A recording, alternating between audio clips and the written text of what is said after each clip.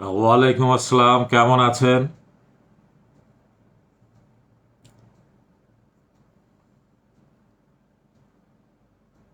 জি, আলহামদুলিল্লাহ ভালো আছি। আপনারা সবাই ভালো আছেন?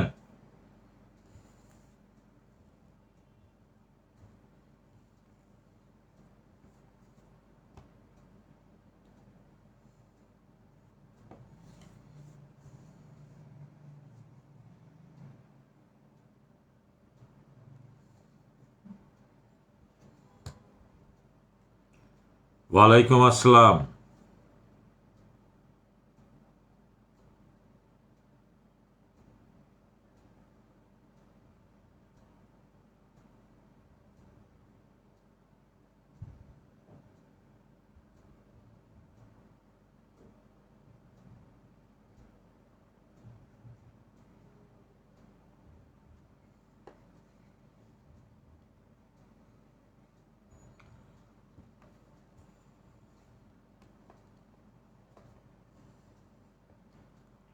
আমরা 8:30টায় শুরু করতে চাই, কিন্তু দেখা যায় 8:30টার মধ্যে সবাই পৌঁছান না।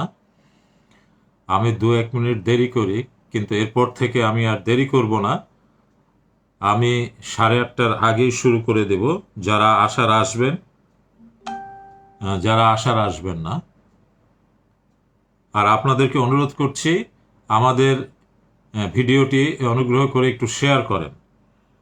কারণ আপনারা যদি শেয়ার করেন তাহলে আমারও ভালো লাগে। আর আপনারা যদি শেয়ার না করেন, বারবার বলা সত্ত্বেও, তাহলে আমি দেখব যারা শেয়ার করবেন তাদেরকে নিয়ে আমি এই প্রোগ্রাম করব।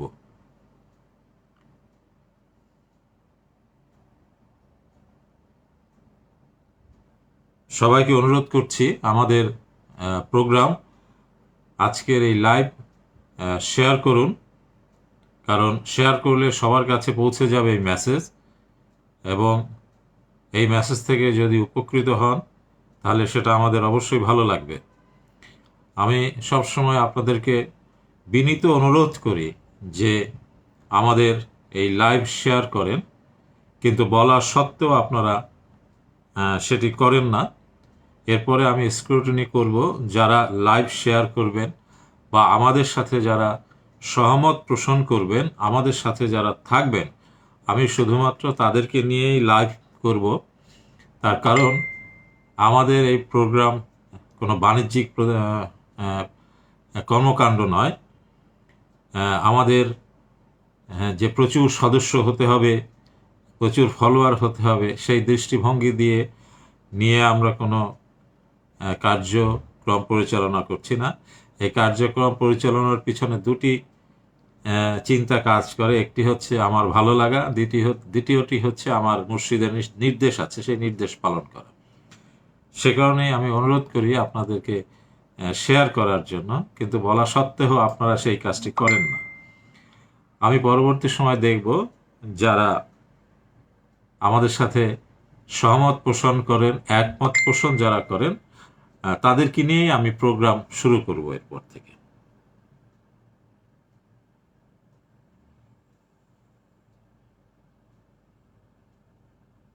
8টার মধ্যে সবাই পৌঁছান।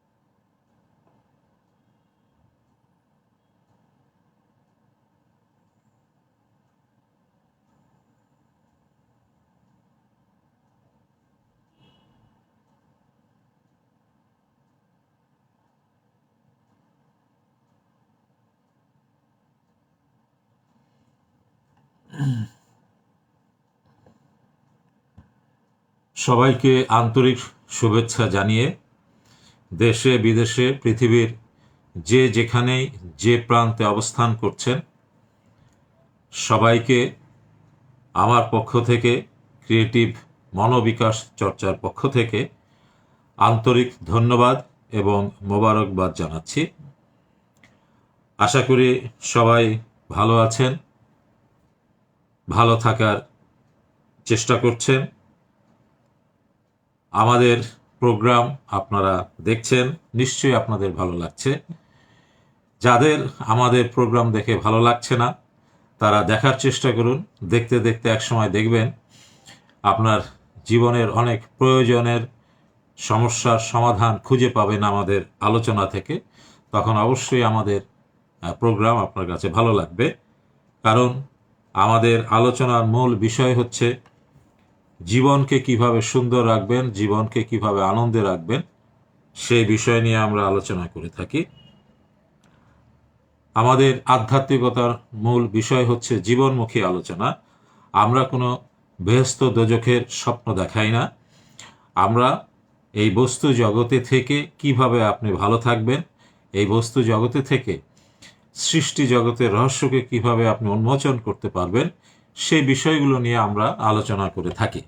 সে কারণে দেখবেন আমার আলোচনার মধ্যে বেহেশত দোজখ এই বিষয়গুলো খুব কম আসে, কারণ এই জগৎ হচ্ছে আপনার জন্য এমন একটি জায়গা, এই জগতে যদি আপনি ভালো থাকতে পারেন, এই জগতে যদি আপনি সুন্দর থাকতে পারেন, এই জগতে যদি আপনি পবিত্র থাকতে পারেন, তাহলে এই জগৎ থেকে যখন আপনি অন্য আর এক জগতে পরিভ্রমণে চলে যাবেন তখনও আপনি আনন্দে থাকবেন, ভালো থাকবেন। আমাদের আলোচনার আমাদের দৃষ্টিভঙ্গি হচ্ছে এটাই। আপনারা ইতিমধ্যে জেনেছেন আজকের আমাদের আলোচনার মূল বিষয় হচ্ছে আপনাদের থেকে আমরা প্রশ্ন আহ্বান করব। আজকের আমাদের ৭৫তম ক্রিয়েটিভ লাইভ শুরু হলো। এ পর্যন্ত আমরা ৭৫টি লাইভ আমরা করেছি, সবই আমাদের ইউটিউবে আছে। ইউটিউবে প্রায় ২৫০র মতো ভিডিও আমাদের আছে। আপনারা চাইলে আমাদের ইউটিউবে গিয়ে দেখতে পারেন। আজকের এই ৭৫তম আলোচনায় আমি চাইব আপনাদের কাছ থেকে প্রশ্ন আহ্বান করব, কারণ এই আলোচনায় এতগুলো আলোচনা আমরা যে করেছি আপনাদের অনেকের মনে বিভিন্ন প্রশ্ন থাকতে পারে। অনেকেই আপনারা সাধনা করছেন, চর্চা করছেন, প্রশ্ন আসাই স্বাভাবিক। সে কারণে আজকের আমি কোনো আলোচনা করব না, আপনাদের কাছ থেকে প্রশ্ন আহ্বান করব এবং সেই প্রশ্নকে নিয়ে আমি আমাদের আলোচনার পর্ব শুরু করব।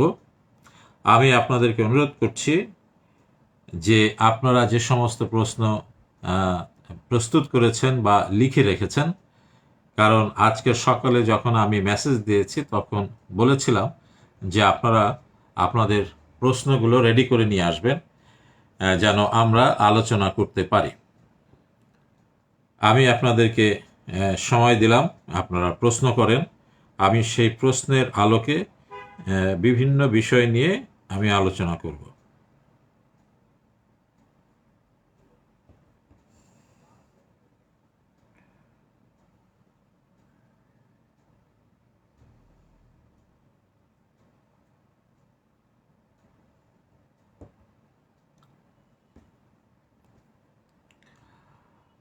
আমাদের অনেকেই আমি জানি আপনারা প্র্যাকটিস করছেন।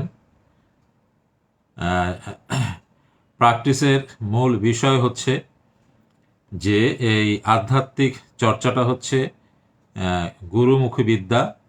এই বিদ্যাকে আয়ত্ত করতে হলে এখানে সংযোগের একটি বিষয় আছে, কানেকশন রাখতে হয়, তাহলে এনার্জি ট্রান্সফার হয়। সব কিছুই যুক্তি দিয়ে বিচার বিশ্লেষণ করলে সব উত্তর এখানে পাওয়া যায় না। আমি আপনাদেরকে কিছু পদ্ধতি সিস্টেম বলে দিচ্ছি, সেই পদ্ধতি সিস্টেম অনুযায়ী আপনার সাধনা চালাতে হবে, তার সাথে সাথে আপনি আপনার নির্দিষ্ট মেন্টর বা গুরু যিনি আছেন, যিনি পথ প্রদর্শক আছেন, যার কথায় আপনি চলেন, তার সাথে সংযোগ বা নিরবিচ্ছিন্ন একটা কানেকশন রাখতে হয়। সেই কানেকশন না রাখলে এই জগৎ কেন, যে কোনো জগতে আপনি আপনার চাকরির জীবনে যদি আপনার বসের সাথে যদি আপনার কানেকশন বা সংযোগ না থাকে, তাহলে আপনার চাকরি জীবন দুর্বিষহ হয়ে যাবে। ঠিক তেমনিভাবে এই জগতেও বিচরণ করতে হলে আপনার মেন্টরের সাথে একটা সুহৃদয় সম্পর্ক, ভালো সম্পর্ক রাখতে হয়। তাহলে শক্তি আপনার আদান প্রদান হয়। তবে এই শক্তি আসে স্রষ্টার কাছ থেকে, কারণ স্রষ্টা এবং আপনি এই সংযোগ সাধিত হয় একটি মাধ্যমের মধ্য দিয়ে। সেই মাধ্যমই হচ্ছে মেন্টর বা মুর্শিদ।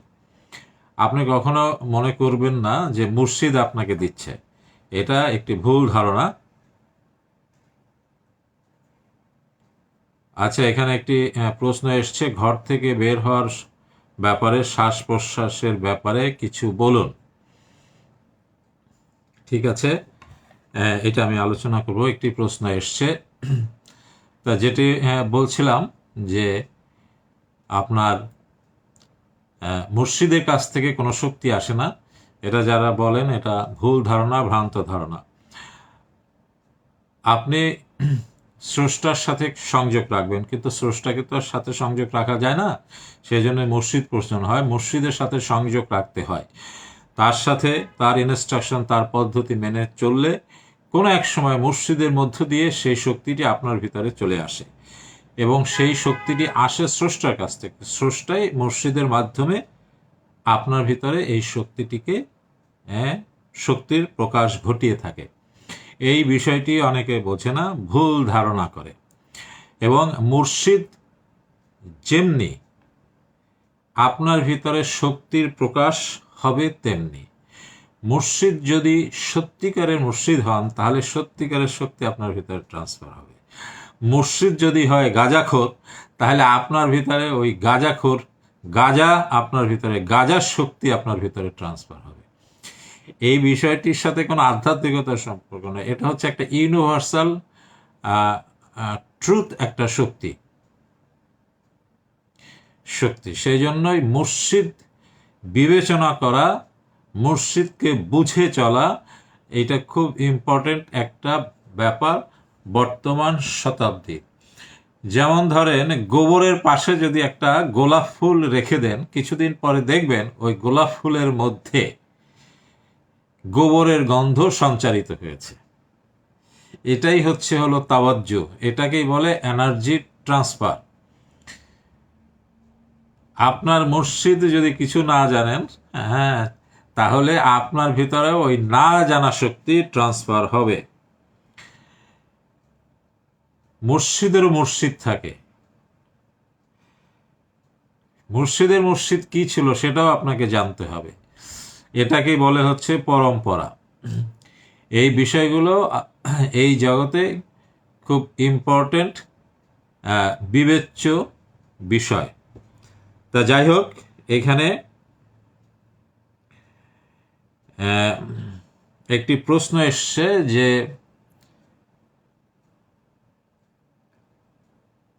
আপনি বাসা থেকে বের হওয়ার সময় কি প্রস্তুতি নিয়ে বের হবেন।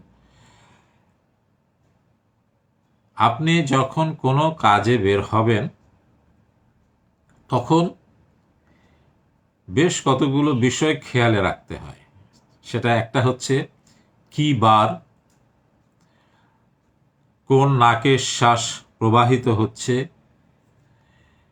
তখন প্রকৃতি কোন অবস্থায় আছে। প্রধানত এই তিনটি বিষয়কে কনসিডারেশনে আনতে হয়, কিন্তু এই তিনটি বিষয়কে কনসিডারেশনে এনে প্র্যাকটিস করা এটা খুব ডিফিকাল্ট। আর এগুলো প্র্যাকটিস করতে হলে বা জানতে হলে, বুঝতে হলে এই ফেসবুকে এগুলো আলোচনা করা সম্ভব না। কারণ হচ্ছে এগুলোই হলো সিক্রেট নলেজ বলে এটাকে, বাংলায় এটাকে বলে গুপ্তবিদ্যা। এই সিক্রেট নলেজ এইভাবে ওপেনলি বলা যায় না। এগুলো জানতে হলে এর জন্যই মুর্শিদরা কি করেন, হ্যাঁ, সঙ্গ করেন, অর্থাৎ আলোচনার অনুষ্ঠান করেন। এই আলোচনার অনুষ্ঠানকে বলা হয়, কি বলা হয় জানি এই মুহূর্তে আমি ভুলে গেলাম, যাই হোক, সেখানে যারা এই বিষয়গুলো বোঝেন তারাই, তাদের সামনে এগুলো আলোচনা করা হয়। তবে আমি আপনাদেরকে বলছি, এই যেহেতু আপনি প্রশ্ন করেছেন, সেই পরিপ্রেক্ষিতে এভাবে প্র্যাকটিস করলেও আপনার কাজ হবে। সেটি হচ্ছে, আপনি যখনই কোনো কাজে বের হবেন, বের হওয়ার পূর্বে আপনি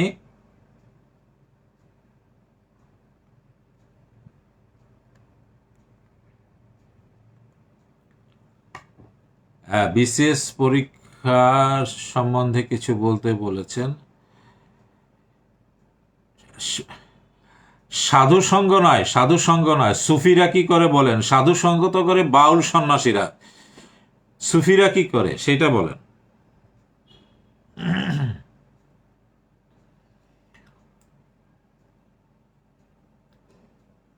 যেটা বলছিলাম, মজলিস বলে, সুফিরা করে মজলিস। যাই হোক, যেটা বলছিলাম, আপনি যখন কোনো কাজে বের হবেন, কাজে বের হওয়ার পূর্বে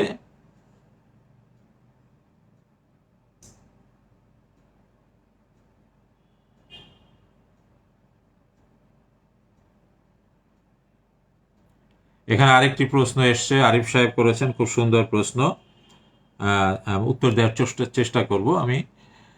তো যেটা বলছিলাম, এই ভালো করে শোনেন, কারণ এই প্রশ্নটির উত্তর সবার জন্যই খুব প্রয়োজনীয়। যে আপনি যখন কোনো কাজে বের হবেন, তখন কিভাবে বের হবেন। কাজে বের হওয়ার সময় আপনি প্রথমে একটু মিষ্টি খাবেন, মিষ্টি খেয়ে তারপরে একটু পানি খাবেন। আপনার জীবনের সর্বপ্রকার সফলতার পিছনে সবচেয়ে প্রধান ভূমিকা পালন করে হচ্ছে পানি। পানিকে আধ্যাত্মিক সাধনায় বলে জল তত্ত্ব। আপনার দেহের ভিতরে 5টি তত্ত্ব আছে,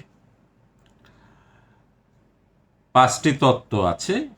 এই 5টি তত্ত্ব আপনার দেহের মধ্যে বিভিন্ন সময় উদয় হয়।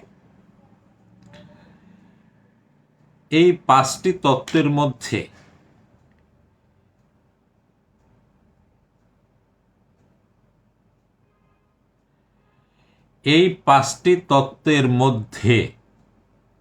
হ্যাঁ, এখানে প্রশ্ন এসছে, সাধনা প্রাণায়াম শুরু করার পূর্বে বারবার পান করার কথা বলেন, সেই বিষয়ে আলোচনা করতে। হ্যাঁ, আমি প্রথম প্রশ্নের উত্তর দিচ্ছি, এই উত্তর দিতে গিয়ে পানির বিষয়টি আমি আলোচনা করছি এখানে।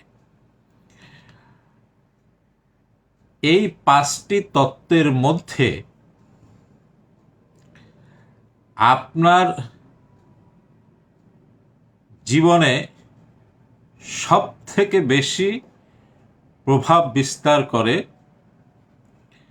অগ্নিতত্ত্ব এবং জল তত্ত্ব। জল তত্ত্ব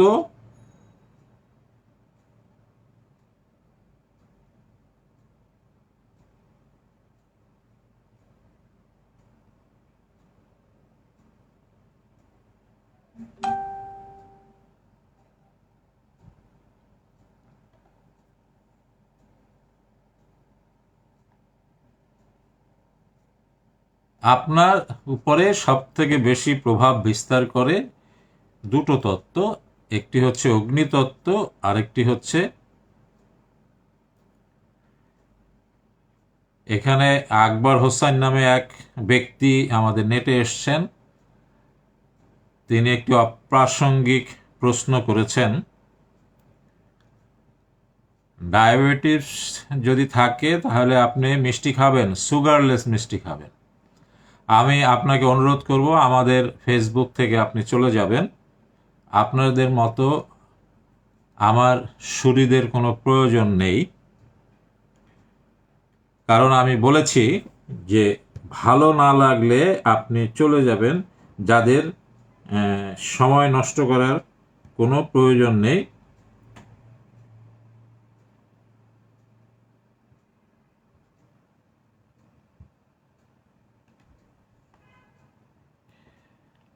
যেটি বলেছিলাম যে মানব জীবনে সবচেয়ে বেশি প্রভাব বিস্তার করে দুটি তত্ত্ব, অগ্নিতত্ত্ব এবং পানিতত্ত্ব।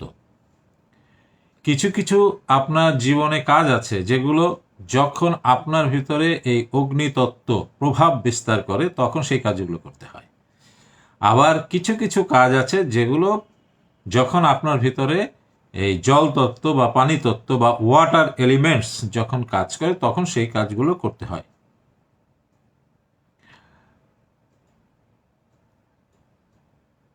মানুষের জীবনের বেশিরভাগ কাজই পানি তত্ত্বের সাথে সম্পৃক্ত। সেই জন্যই বলা হয় যে আপনি যে কোনো কাজ করার ক্ষেত্রে আপনি পানি পান করে নেবেন। কেন পানি পান করবেন? আপনি যখন কোনো কাজ করেন বা যাই করেন না কেন, সে কাজের পিছনে থাকে একটা চিন্তা।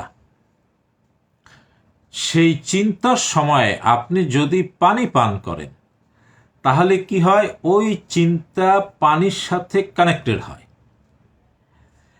আজ থেকে হাজার হাজার বছর আগে থেকে সাধু সন্ন্যাসীরা, আধ্যাত্মিক সাধকেরা এই কাজটি করে গেছেন। কিন্তু বর্তমান সময়ে বিজ্ঞান এটাকে প্রমাণ করেছে যে হ্যাঁ সত্য, আপনি যখন কোনো চিন্তা করেন সেই চিন্তার সময় যদি আপনি পানি পান করেন তাহলে আপনার ওই চিন্তা অর্থাৎ ওই থট পানির সাথে সম্পৃক্ত হয়ে ওই থট আপনার দেহের ভিতরে প্রবেশ করে এবং দেহের ভিতরে প্রবেশ করার পরে রক্তে প্রবেশ করে, আপনার হরমোনে প্রবেশ করে, আপনার গ্ল্যান্ডে প্রবেশ করে এবং একেবারে ডিএনএ পর্যন্ত চলে যায়। আগে সাধু সন্ন্যাসীরা এই জিনিস প্র্যাকটিস করতেন তাদের উপলব্ধি দ্বারা। আর বর্তমান সময়ে এটা বিজ্ঞান যেহেতু প্রমাণ করেছে, মানুষ এখন এটাকে ব্যবহার করে জ্ঞানের দ্বারা। তাহলে ক্লিয়ার কেন পানিকে ব্যবহার করবেন? পানির সাথে আপনি একটু মিষ্টি খেয়ে নেবেন, সবচেয়ে ভালো হয়। আমি কিন্তু যে কথাগুলো বলেছি এগুলোই কিন্তু গোপন ভেদ। ওই যে দেখেন না, কারো কাছে গেলেই বলে এটা গোপন ভেদ, বলা যাবে না। সেই গোপন কথাগুলোই আমি বলছি এখানে, যতটুকু বলা যায়। আপনি পানি খাওয়ার সাথে একটু মিষ্টি খেয়ে নেবেন। কেন মিষ্টি খাবেন? কারণটা হচ্ছে ওই যে পঞ্চতত্ত্ব আছে, এই পঞ্চতত্ত্বের প্রতিটি তত্ত্বের সাথে আপনার স্বাদের সম্পর্ক আছে, অর্থাৎ টেস্টের সম্পর্ক আছে। মিষ্টি যদি আপনি খান, মিষ্টির সাথেও কোনো একটা তত্ত্বের সম্পর্ক আছে, সেই জন্যই বলা হয় মিষ্টি খেতে। আপনি যদি মিষ্টি না খেয়ে যদি আমলকি খান তাহলে সেটা আরো ভালো হবে, সোনায় সোহাগা হবে। কারণ আমলকি যখন আপনি খাবেন তা সেখানে দুটো টেস্ট আপনি পাবেন, একটা হচ্ছে মিষ্টি, আর একটা হচ্ছে একটা কষকষ ভাব পাবেন। এই দুটো টেস্ট আপনি পাবেন। তাহলে এই দুটো টেস্ট দুটো তত্ত্বের সাথে কানেক্টেড। সেজন্য আমলকি খেয়ে আপনি যদি একটু পানি পান করে বের হন, তাহলে শুধু মিষ্টি খাওয়ার চেয়ে বেশি উপকারী। ক্লিয়ার? আমি স্পষ্ট করে বললাম, এর চেয়ে আর বেশি বলা সম্ভব নয়। তারপরে কি করবেন? আপনি যখন বাসা থেকে বের হবেন তখন আপনি খেয়াল করবেন যে আপনার কোন নাকে শ্বাস প্রবাহিত হচ্ছে, এইটা খেয়াল করবেন। কোন নাকে শ্বাস প্রবাহিত হচ্ছে। আপনি যদি দেখেন আপনার ডান নাকে শ্বাস প্রবাহিত হচ্ছে, তাহলে ডান পা দিয়ে আপনি ঘর থেকে বের হয়ে যাবেন। যদি দেখেন বাঁ নাকে শ্বাস প্রবাহিত হচ্ছে, তাহলে আপনি বাঁ পা দিয়ে প্রথমে বাঁ পা দিয়ে বের হয়ে যাবেন, এবং বের হওয়ার পরে আপনি আর পিছনের দিকে তাকাবেন না। পিছন হচ্ছে পাস্ট, পাস্টে তাকাবেন না, ফিউচারে তাকাবেন, সম্মুখের দিকে তাকাবেন।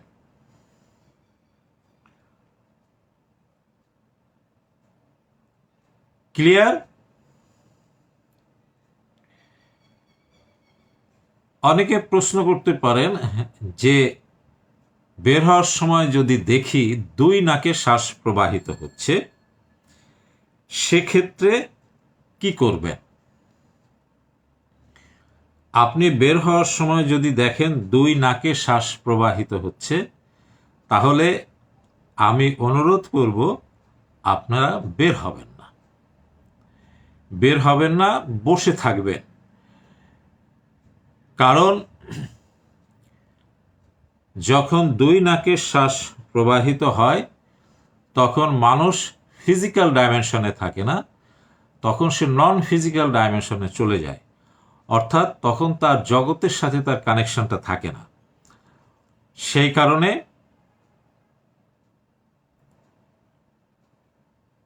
যখন দুই নাকে শ্বাস প্রবাহিত হয় তখন আপনি ঘর থেকে বের হবেন না, ঘরে বসে থাকবেন। যখন দেখবেন এক নাকে শ্বাস প্রবাহিত হচ্ছে তখন বের হবেন। দুই নাকে শ্বাস প্রবাহিত অবস্থায় আপনি যদি বের হন, তাহলে কাজে অসফলতা, দুর্ঘটনা, কোনো ঝামেলায় জড়িয়ে যাওয়া ইত্যাদির সমস্যার সম্মুখীন হওয়ার সম্ভাবনা থাকে। আশা করি যিনি এই প্রশ্ন করেছেন, এই প্রশ্নের মধ্য দিয়ে আপনার সকল প্রশ্নের উত্তর আপনি পেয়েছেন, এবং অতিরিক্ত আরও কিছু প্রশ্নের উত্তর আমি আপনাদেরকে দিয়েছি।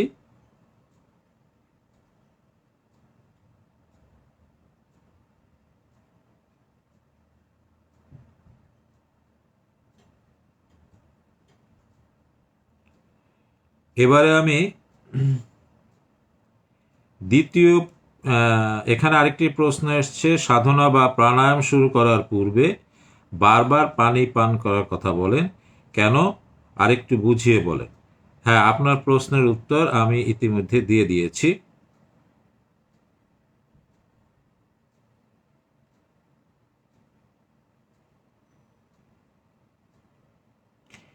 এখানে আরেকটা প্রশ্ন এসেছে যে শেখ ইউসুফ করেছেন, ভালোবাসা অন্তর্জামিন প্রকাশ করলে কমে যায় নাকি বাড়ে?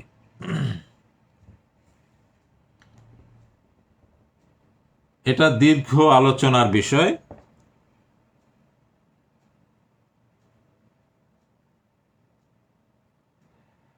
এখানে একটি সুন্দর প্রশ্ন এসেছে, আমি যে আলোচনাটা করেছি তার সম্পূরক প্রশ্ন, যে এই ঘর থেকে বের হওয়ার আগে নাকে যে শ্বাস প্রশ্বাস হচ্ছে কোন নাকে হচ্ছে সেটা কিভাবে আমি বুঝবো। এটা বোঝার অনেক উপায় আছে, তার মধ্যে সবচেয়ে সহজ উপায় হচ্ছে নাকের সামনে হাত দিলেই বোঝা যায়, অথবা আপনি এই নাক চাপ দিয়ে একটু খেয়াল করেন, এই নাক চাপ দিয়ে একটু খেয়াল করেন, দেখবেন দুই নাক দিয়ে শ্বাস বের হচ্ছে, কিন্তু এক নাক দিয়ে শ্বাস খুব কমফোর্টেবলি বের হয়, আর এক নাক দিয়ে চাপ দিলে দেখবেন প্রেশার দিয়ে বের করতে হয়। এ থেকেই আপনি বুঝে যাবেন কোন নাকে শ্বাস প্রবাহিত হচ্ছে। আপনাকে অনেক ধন্যবাদ। তা যে প্রশ্ন যে শেখ ইউসুফ করেছেন, ভালোবাসা অন্তর্জামিন প্রকাশ করলে কমে যায় নাকি বাড়ে? ভালোবাসাটা হলো মেটাফিজিক্স, ফিজিক্স মেটাফিজিক্স। ভালোবাসাটা হচ্ছে মেটাফিজিক্স।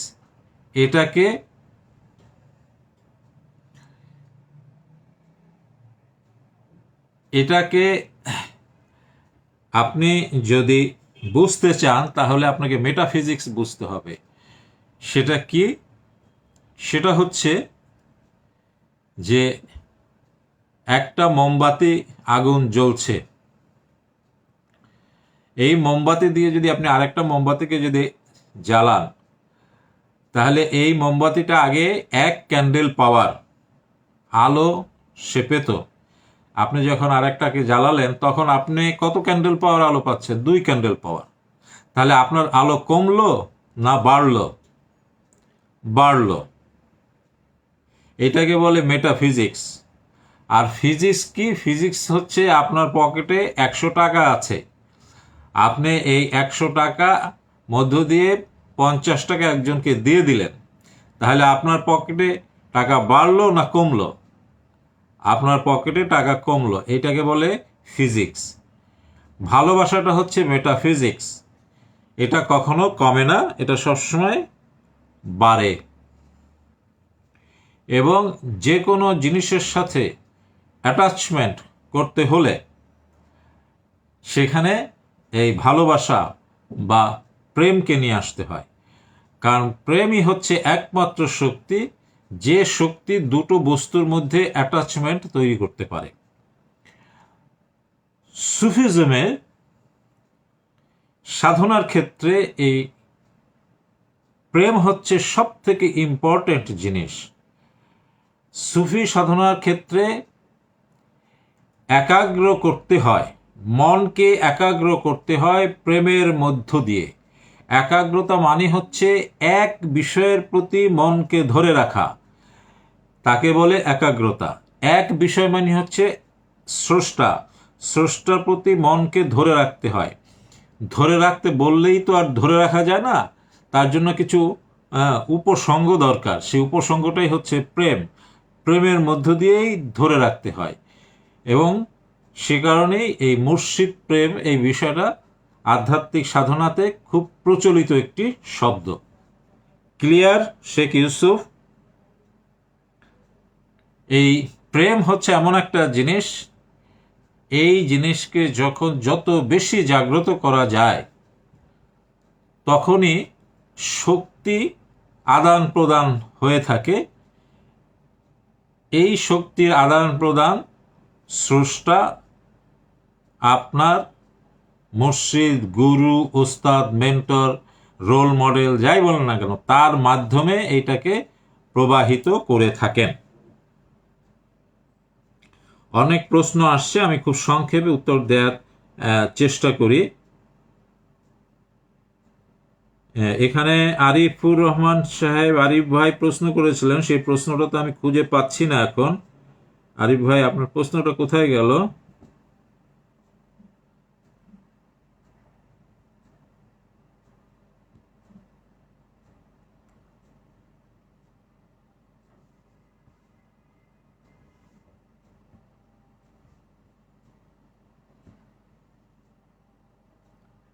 আচ্ছা, যাই হোক,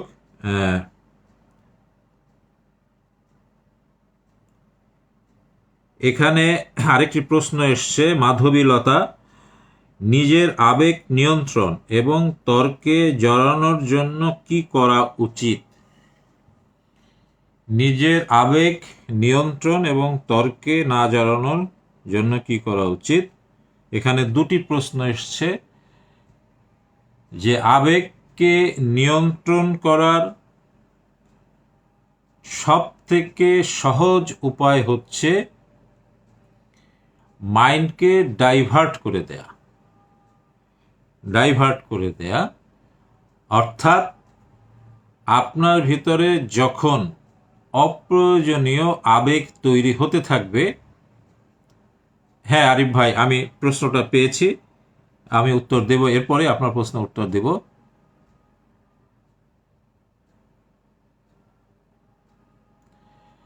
যখন আবেগ তৈরি হতে থাকে সেই মুহূর্তে আপনি যে কাজটি করছেন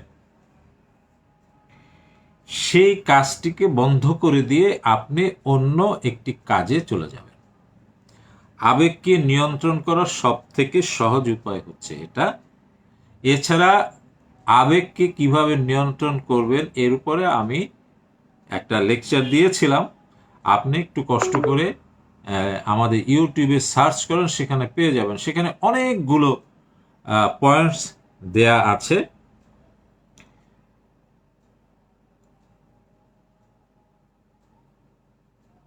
সেটা দেখলে আপনি উপকৃত হবেন। আপনার দ্বিতীয় প্রশ্ন ছিল তর্কে না জড়ানোর জন্য কি করা উচিত।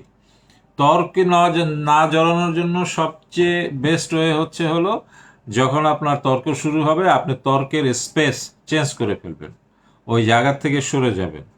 একান্তই যদি না পারেন আপনি কি করবেন, মুখের মধ্যে পানি নিয়ে বসে থাকবেন, দেখবেন আপনার মুখ বন্ধ থাকবে আর তর্ক করতে পারবেন না।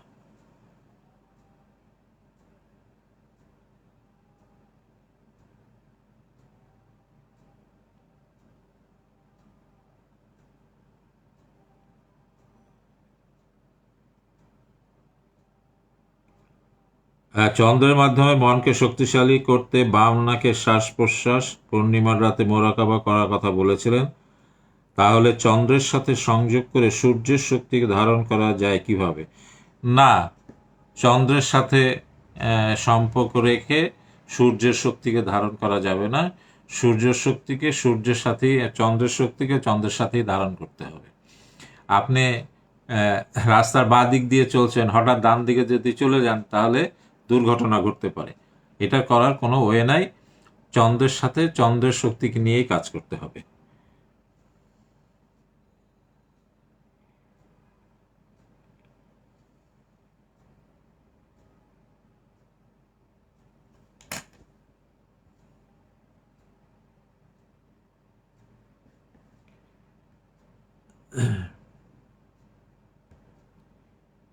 এখানে আর তো কোনো প্রশ্ন দেখছি না আমি।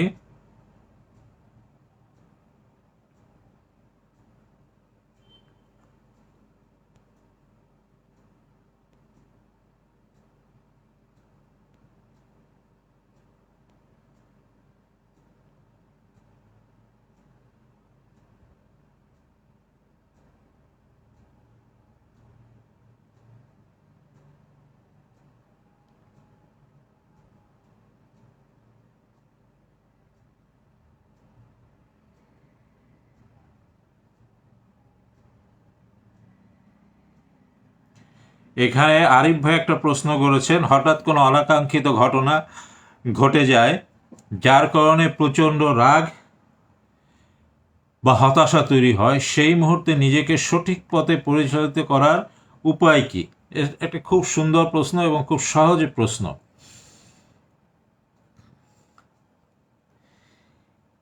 আপনার যখন কোনো অনাকাঙ্ক্ষিত ঘটনা ঘটে আপনার পরিবেশের ভিতরে, তখন এই ঘটনা আপনার মনের উপরে প্রভাব বিস্তার করে।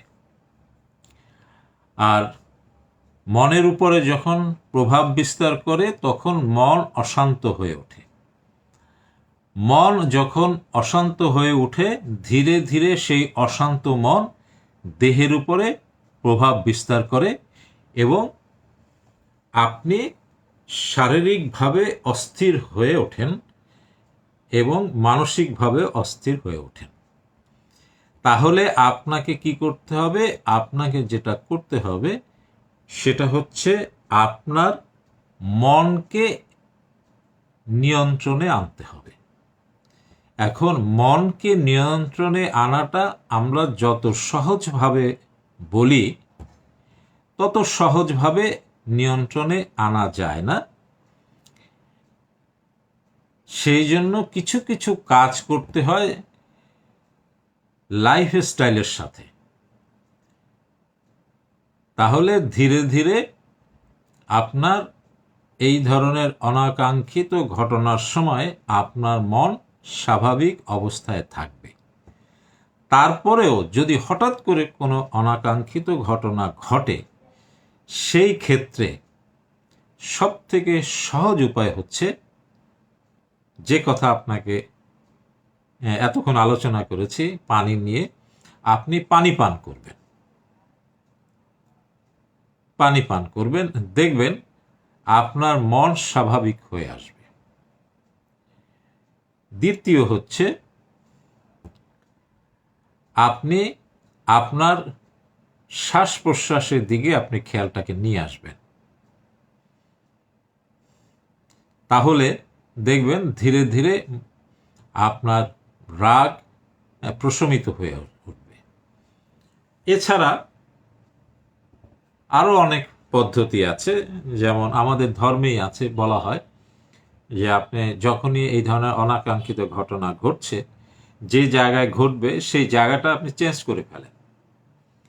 সেই জন্যই বলা হয় যে মানুষের ভিতরে যখন ফ্রাস্ট্রেশন কাজ করে, টায়ার্ডনেস কাজ করে, তখনই বলা হয় যে তুমি সফর করো, ঘুরতে বের হও, ঘুরে আসো। এই ঘুরতে গেলেই মানে স্পেস চেঞ্জ করলেই হয় কি, তখনই এই রাগ, মন খারাপ, এই বিষয়গুলো, অনাকাঙ্ক্ষিত ঘটনার থেকে নিজেকে রিলিফ রাখা যায়। আমি এই দু একটি বিষয় বললাম, আরিফ ভাই নিশ্চয়ই বুঝতে পেরেছেন। আর এগুলো নিয়ে আমরা লাইভে অনেক বিস্তারিত আলোচনা করেছি। আর একটি জিনিস আপনাদেরকে বলে রাখি, সেটা হলো আমি যে আলোচনাগুলো করি এগুলো খুব সহজ সরল এবং সাবলীল ভাষায় বলার চেষ্টা করি। আমি কোনো ইংরেজি শব্দ বা আরবি শব্দ আমরা ব্যবহার করি না। যেমন দেখবেন এই আধ্যাত্মিকতা বা এই ধরনের বিষয় যারা আলোচনা করেন, একটা সেন্টেন্স বলতে গিয়ে ওর মধ্যে আরবি শব্দ, উর্দু শব্দ ব্যবহার করেন, যেগুলো অর্থ বোঝা যায় না, অথবা যে বলছেন সেই হয়তো অর্থই জানে না। আমি চেষ্টা করি একেবারে সাবলীলভাবে বলার চেষ্টা করি, যাতে আপনাদের বুঝতে সুবিধা হয়। সেজন্যই আমার প্রতিটি বক্তৃতার মধ্যে দেখবেন একটা লিঙ্ক খোঁজার চেষ্টা করবেন, যে এইটা বললো তাহলে এটার থেকে দেখি একটু চিন্তা করে এইটা করলে কিরকম হয়। এইভাবে লিঙ্ক খুঁজলে দেখবেন আপনার অনেক সমস্যার সমাধান আপনি পেয়ে যাবেন। আশা করি আরিফ ভাই আপনি উত্তর পেয়ে গেছেন।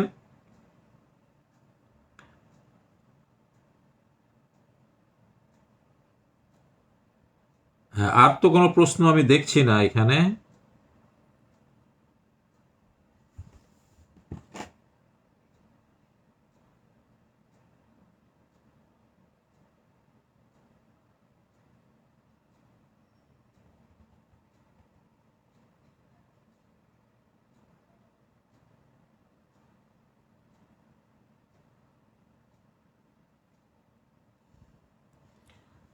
এখানে একটি প্রশ্ন এসছে, মামুন খন্দকার সাহেব, প্রাণায়াম প্র্যাকটিস করার সময় যখন কুম্ভ করি তখন দম আটকে দম ছেড়ে দেওয়ার সময় ছন্দপতন হয়, এই সমস্যা কাটিয়ে ওঠার উপায় কি? এই যে ছন্দপতন হয়, এর কারণটা হচ্ছে আপনার নাকের ভিতরে কোনো সমস্যা আছে। হয়তো আপনার সাইনাসাইটিস সমস্যা আছে কিনা আমি ঠিক সেটা জানি না। যাদের সাইনাসাইটিসের সমস্যা আছে তাদের ক্ষেত্রে এটা হয়, শ্বাস নেয়ার ক্ষেত্রে ছন্দপতন হতে পারে। সেক্ষেত্রে আপনি খুব ধীরে ধীরে ধীরে ধীরে শ্বাস নেবেন এবং ব্রিদিংকে হোল্ড করবেন, তারপরে ধীরে ধীরে আপনি ছাড়তে থাকবেন। নিয়মিত এটা প্র্যাকটিস করলে ধীরে ধীরে আপনি হয়তোবা এই সমস্যা থেকে মুক্তি পেতে পারেন।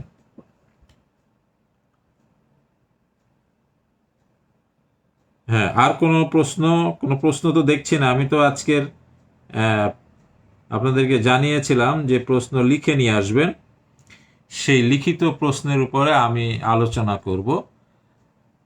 কিন্তু আমি তো আর তো কোনো প্রশ্ন দেখছি না। হয়তো আমি প্রশ্ন করেছেন, কিন্তু আমি এখানে হয়তো দেখতে পাচ্ছি না। এর কারণও এটা হতে পারে, কারণ আমরা তো একটু বেশি বুদ্ধিমান তো। অনেকে হয়তো প্রশ্ন করছেন, কিন্তু আমি এখানে দেখতে পাচ্ছি না। তার কারণটা হচ্ছে, আমি যখন আপনাদেরকে মেসেঞ্জারে মেসেজ পোস্ট করি, অনেকে মেসেঞ্জার ব্লক করে রাখেন যাতে আমার পোস্ট আপনার ওখানে না যায়, দেখতে না পারেন। তো যারা এরকম ব্লক করে রেখেছেন, তারা এখন আমাকে যদি কোনো প্রশ্ন করেন, আমিও আপনার প্রশ্ন দেখতে পারবো না।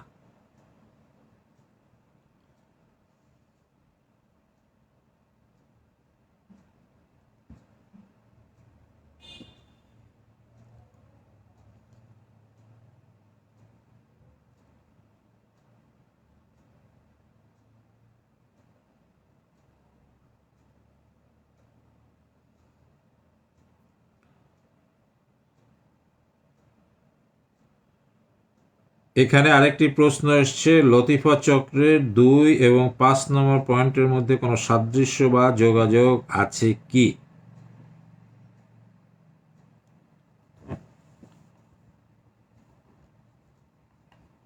একটা ভালো প্রশ্ন এসছে এটাও। এগুলো খুব প্রশ্ন, একটু তাত্ত্বিক প্রশ্ন এগুলো।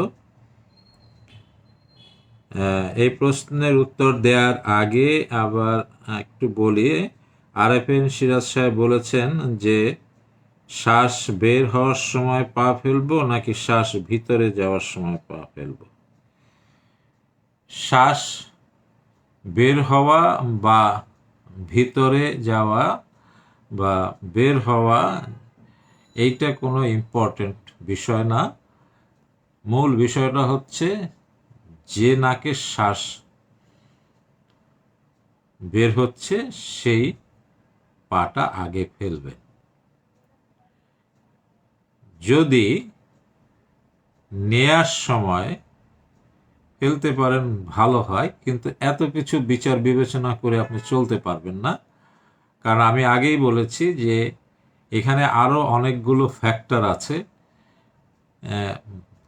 বারের সাথে নাকের শ্বাস প্রশ্বাসের সম্পর্ক আছে, ঘন্টার সাথে নাকের শ্বাস প্রশ্বাসের সম্পর্ক আছে, পূর্ণিমা অমাবস্যার সাথে শ্বাস প্রশ্বাসের সম্পর্ক আছে। এতগুলোকে যদি আপনি সমন্বয় সাধন করে করতে পারেন, তাহলে সেটা হচ্ছে সোনায় সোহাগা। কিন্তু সেটা তো আমাদের পক্ষে করা সম্ভব না, কারণ আমরা তো জাগতিক মানুষ, আমরা তো আর সাধু সন্ন্যাসী না, আমরা তো জঙ্গলে বসে থাকি না, আমাদের কাজকর্ম আছে, সংসার ধর্ম আছে। সেই জন্য আমি সহজটা বলে দিলাম, এটা যদি নিয়মিত প্র্যাকটিস করেন তাহলে সুফল পাবেন। যে নাকে শ্বাস প্রবাহিত হতে থাকে সেই পাটা আগে ফেলবেন। শ্বাস বের হোক বা শ্বাস প্রবেশ করুক, এটা তেমন কোনো ফ্যাক্টর না। আশা করি বিষয়টা ক্লিয়ার হয়েছে। এবারে যে প্রশ্ন এসছে, নাজনীন আক্তার, লতিফা চক্রের 2 নম্বর, আচ্ছা, আর হচ্ছে 5 নম্বর পয়েন্টের মধ্যে কোনো সাদৃশ্য বা যোগাযোগ আছে কিনা। হ্যাঁ, এই দুটো চক্রের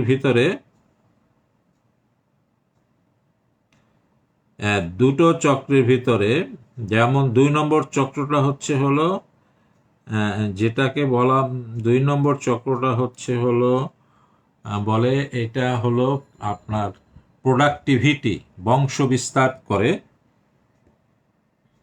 আর 5 নম্বর পয়েন্টটি হচ্ছে আপনার এই কণ্ঠের সাথে সম্পৃক্ত। এই দুটো পয়েন্টের সাথে ক্রিয়েটিভিটির, সৃজনশীলতার একটা সম্পর্ক আছে।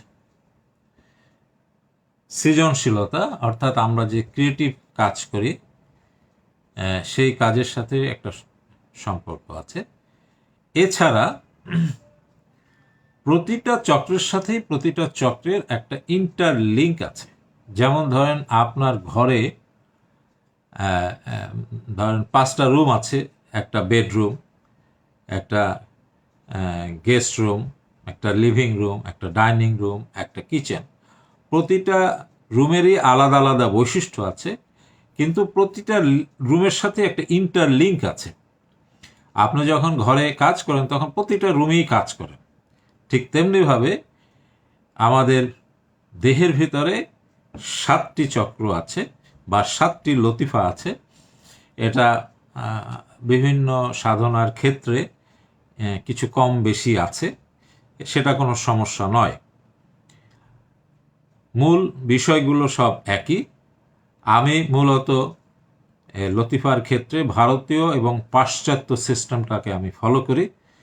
তার কারণ এই লতিফা ভারতীয় এবং পাশ্চাত্যরা এটাকে সায়েন্সের সাথে, আপনার বডি মেকানিজমের সাথে, বডির হরমোনাল সিস্টেমের সাথে, বডির গ্ল্যান্ডের সাথে একটা রিলেট করেছে এরা। যে কারণে এই চক্র সাধনা করলে আপনি শারীরিকভাবেও সুস্থ থাকতে পারবেন আধ্যাত্মিক সাধনার পাশাপাশি। সে কারণেই আমি এটা ফলো করে থাকি। যাই হোক, আশা করি আপনি প্রশ্নের উত্তর পেয়েছেন। প্রতিটার সাথেই প্রতিটারই একটা ইন্টারলিঙ্ক আছে, তবে 2-এর সাথে 5-এর, অর্থাৎ 2 নম্বর লতিফা এবং 5 নম্বর লতিফার সাথে একটা ইন্টারলিঙ্ক আছে, সেটা হলো ক্রিয়েটিভিটির, সৃজনশীলতার একটা লিঙ্ক এখানে আছে।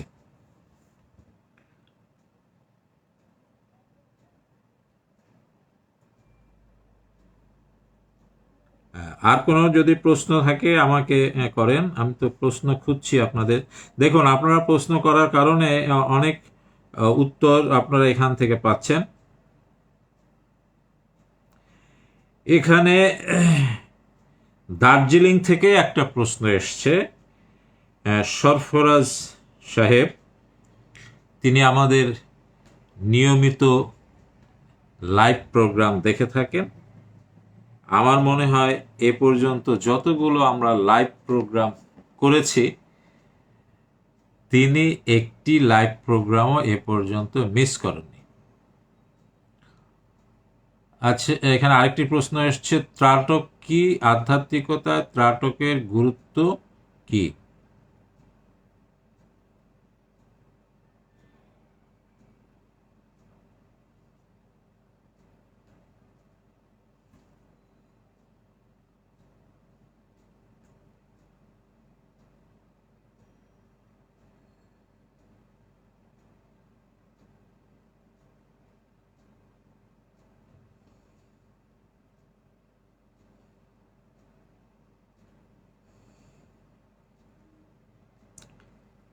হ্যাঁ, আমি তো ভুলে যাই, অনেক প্রশ্ন আসছে, আমি প্রশ্নগুলো খেই হারিয়ে ফেলছি। এই যে আবার সে প্রশ্ন খুঁজে পাওয়া যায় না, এটা খুব সমস্যা। হ্যাঁ, প্রশ্ন দেওয়া হলো, সরফরাজ সাহেব করেছেন, শ্বাস প্রশ্বাস স্লোডাউনের উপরে কিছু মূল্যবান পদ্ধতি আলোচনা করেন। আচ্ছা, মূল বিষয়টা হচ্ছে সরফরাজ সাহেব, সেটা হচ্ছে আপনার মনকে ধরতে হবে। মনকে ধরতে হবে। আপনি জীবনে যে কাজই করেন না কেন, সেটা জাগতিক হোক, আধ্যাত্মিক হোক, ধ্যান হোক, মুরাকাবা হোক, যা কিছু করেন না কেন, যা কিছুই করেন না কেন, সব কিছুর সাথে হলো মনের সম্পর্ক। মনকে যদি আপনি একবার ধরতে পারেন, তাহলে আপনি সব কিছুকে মোটামুটি নিয়ন্ত্রণে আনতে পারবেন।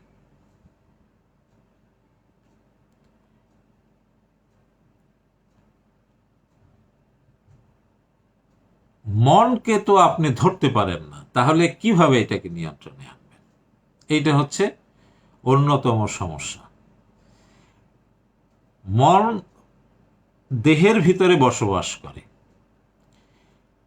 দেহকে যদি আপনি ধরতে পারেন, তাহলে মনকে আপনি ধরতে পারবেন।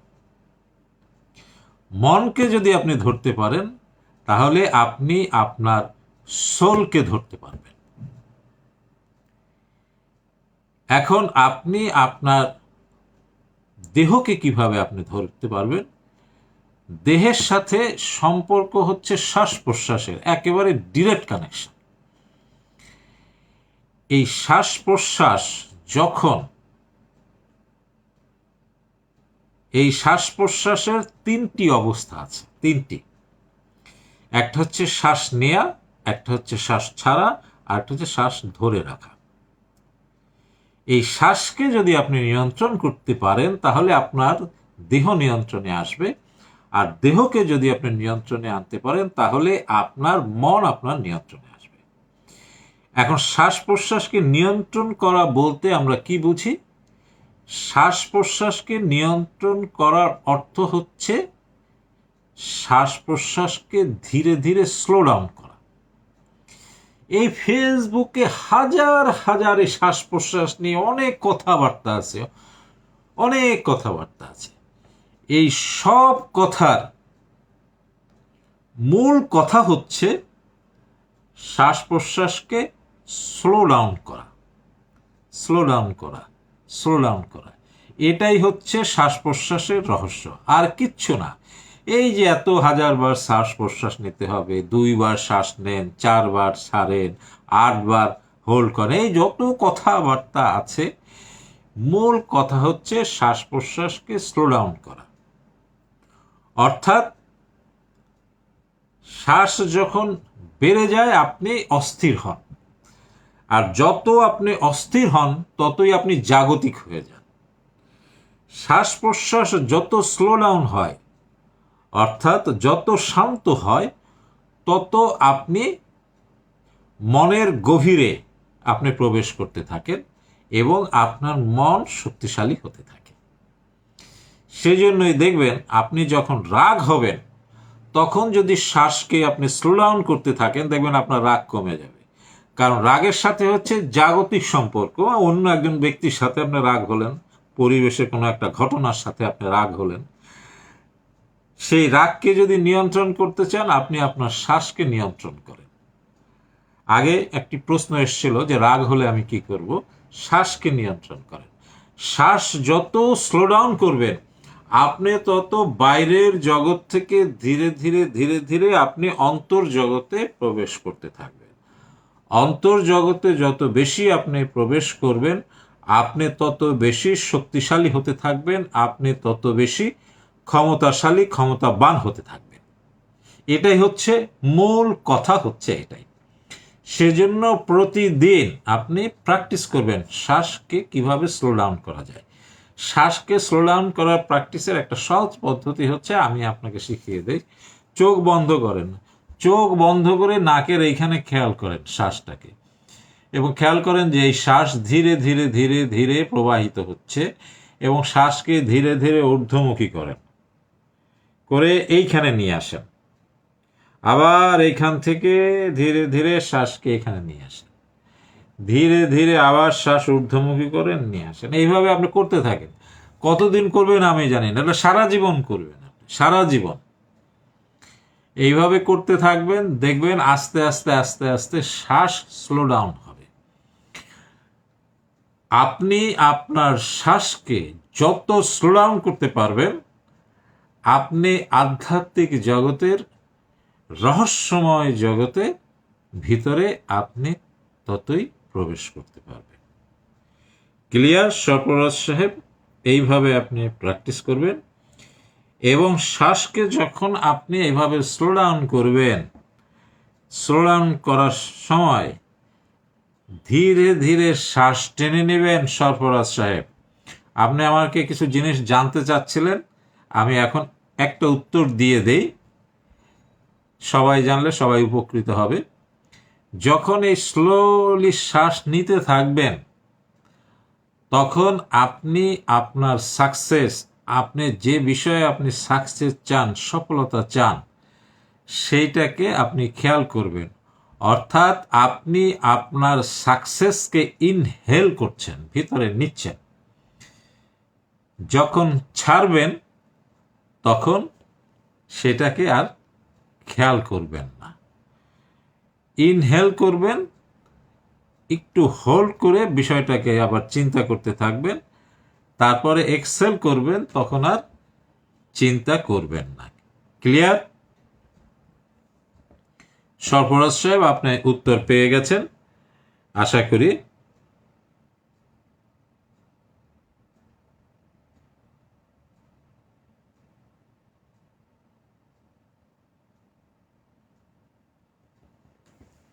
আমি তো আরও প্রশ্নের উত্তর চাচ্ছি, তবে অনেক রাগ মানুষ বোঝে কিন্তু অভিমান বোঝে না, সেখানে শুধু নিজেকে বিরহে ভুগতে হয়। এই অভিমান থেকে বের হওয়ার উপায় কি? এই অভিমান থেকে বের হওয়ার সব থেকে সহজ উপায় হচ্ছে, আপনার বাড়ির পাশে যদি কোনো পুকুর থাকে, অথবা যদি কোনো লেক থাকে, অথবা যদি কোনো নদী থাকে, সেখানে গিয়ে আপনি ঝাঁপ দিবেন। ঝাঁপ দিয়ে কিছুক্ষণ আপনি নাভি পর্যন্ত পানির মধ্যে বসে থাকবেন। তাহলে দেখবেন আপনার অভিমান ধীরে ধীরে কমতে থাকবে। আপনার প্রশ্নের জন্য ধন্যবাদ। একটি প্রশ্ন এসছে, মামুন খন্দকার, আমার ছেলে দুটো খুব অলস ছাত্র, ভালো, কিন্তু অলসতার কারণে সফলতা আসে না, কোনো কিছু সিরিয়াসলি নেয় না। ভর্তি অ্যাডমিশনে এখনো ভালো কিছু হয়নি, সামনে আরও অ্যাডমিশন আছে, দয়া করে যদি আলোচনা করতেন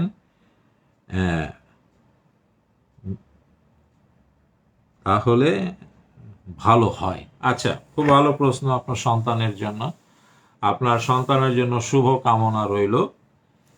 আপনার সন্তানের অলসতা বেশি, অলসতাকে কি করতে হবে? চাঙা করতে হবে, তাই তো? চাঙা করা, তাহলে আপনার সন্তানদের মনোজগৎকে বুস্ট আপ করতে হবে, অ্যাক্টিভেট করতে হবে। এটার জন্য বেস্ট ওয়ে হচ্ছে আপনার সন্তানকে প্রতিদিন গরম জিনিস খাওয়াবেন, যেমন গরম চা, গরম ভাত, ঠান্ডা জিনিস কম খাওয়াবেন। 1 নম্বর। রেড ফুড বেশি খাওয়াবেন, যেমন বেদানা, অরেঞ্জ, রেড জুস, এগুলো বেশি খাওয়াবেন। লাল ড্রেস বেশি খাওয়াবেন, পরাবেন। যে ঘরে ঘুমায় সেই ঘরের বেডশিট লাল রঙের করবেন। অর্থাৎ রেডকে, অরেঞ্জকে জীবনের সঙ্গী করে নেবেন। তাহলে দেখবেন তার অলসতা কেটে যাবে, একেবারে গ্যারান্টি। আজকের থেকে শুরু করে দেন। আর আপনার সন্তান যদি সেটা না চায়, তাহলে আপনি কি করবেন? আগামীকালকেরই বাজারে গিয়ে লাল রঙের একটা প্লেট কিনবেন। অবশ্যই কাচের হতে হবে, প্লাস্টিকের হলে হবে না। লাল রঙের একটা কাচের প্লেট কিনবেন, লাল রঙের একটা গ্লাস কিনবেন, লাল রঙের একটা পেয়ালা কিনবেন। এই লাল রঙের পেয়ালা, প্লেট এবং গ্লাসে সে সব সময় খাওয়া দাওয়া করবে।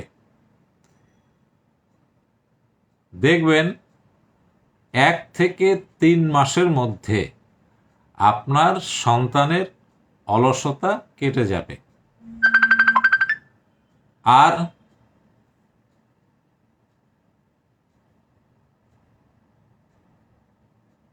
আপনি, আপনার সন্তান যদি শ্বাস প্রশ্বাসের প্র্যাকটিস, যদি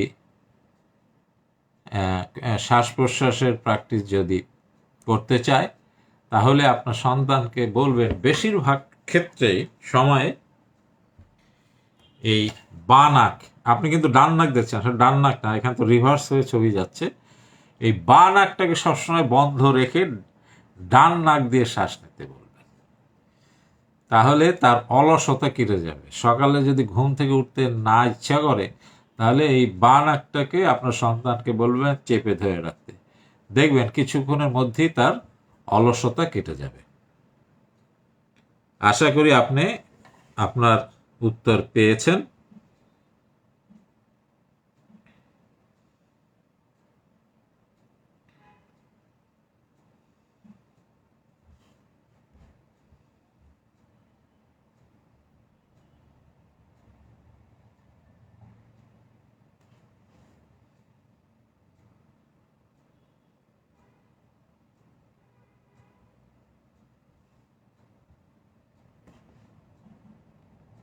আমি তো আর কোনো প্রশ্ন দেখছি না।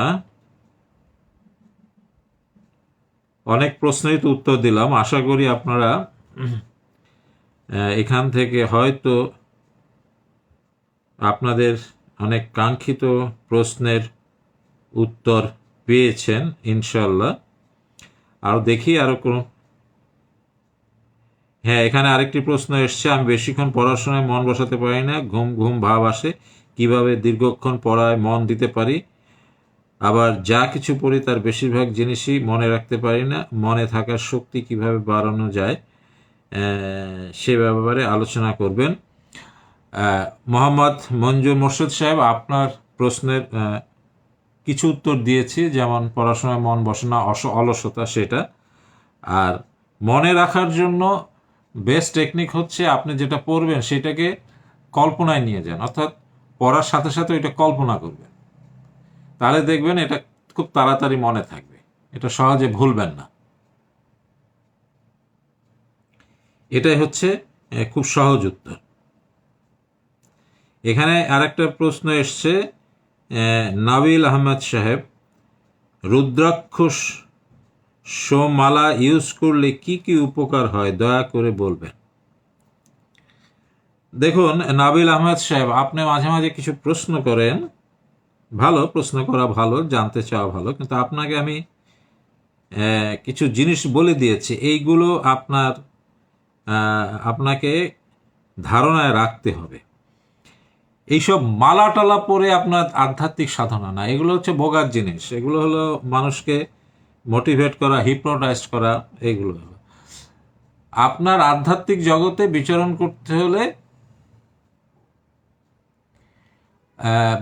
করতে হলে আপনাকে প্র্যাকটিস করতে হবে, কষ্ট করতে হবে, সাধনা করতে হবে, এইটার কোনো বিকল্প নয়। ওই মালা পৈতা দিয়ে কখনো এই সময় আধ্যাত্মিক সাধনা এগুলো হয় না।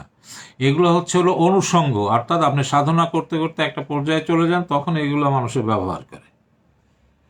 ধন্যবাদ নাবিল আহমেদ সাহেব। এখানে আরেকটি প্রশ্ন এসছে যে অনেককেই দেখা যায় যে বিখ্যাত ব্যক্তিরা মানুষের ডান হাতের অনামিকা আঙুলে আংটি পরে, এই আংটি পরার রহস্যটা কি, এই প্রশ্ন করেছেন। দেখুন এই 5টি আঙ্গুলের সাথে, এটা সুন্দর প্রশ্ন, এটা একটা ভালো প্রশ্ন। সেটা হচ্ছে যে দেখুন আমি শুরুতে বলেছিলাম যে পঞ্চভূত, হ্যাঁ, 5 এলিমেন্টস, ইংলিশে এটাকে 5 এলিমেন্টস বলে। 5 এলিমেন্টস কি? মাটি, পানি, আগুন, বাতাস, শব্দ, ইথার। ইথার মানে প্রকৃতি। মাটি, তারপরে পানি, তারপরে আগুন, তারপরে বাতাস, তারপরে হচ্ছে ইথার, এই 3টি।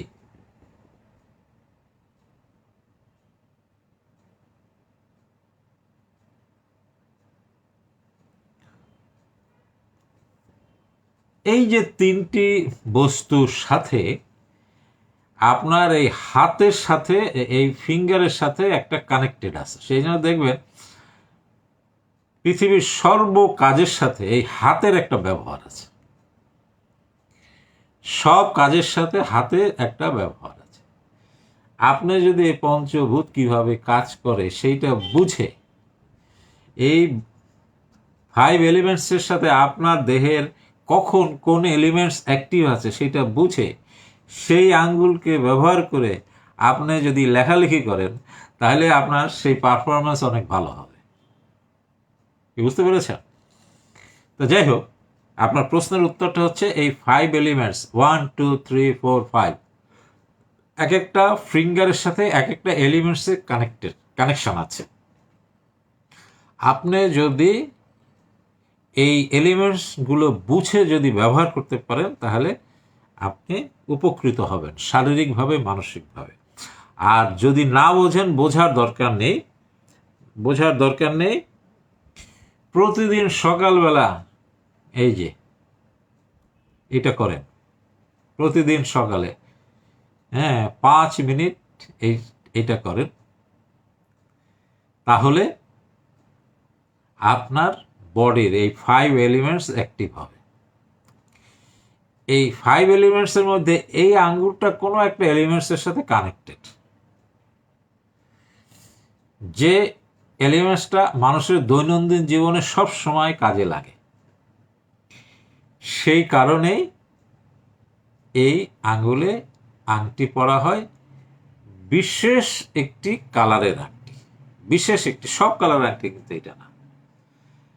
অর্থাৎ এই আঙ্গুলটা যে এলিমেন্টসের সাথে সম্পৃক্ত, সেই এলিমেন্টসের সাথে যে কালার সম্পৃক্ত, সেই কালারের স্টোন এই আঙ্গুলে পরিধান করা হয়। ক্লিয়ার আপনার প্রশ্নের উত্তর?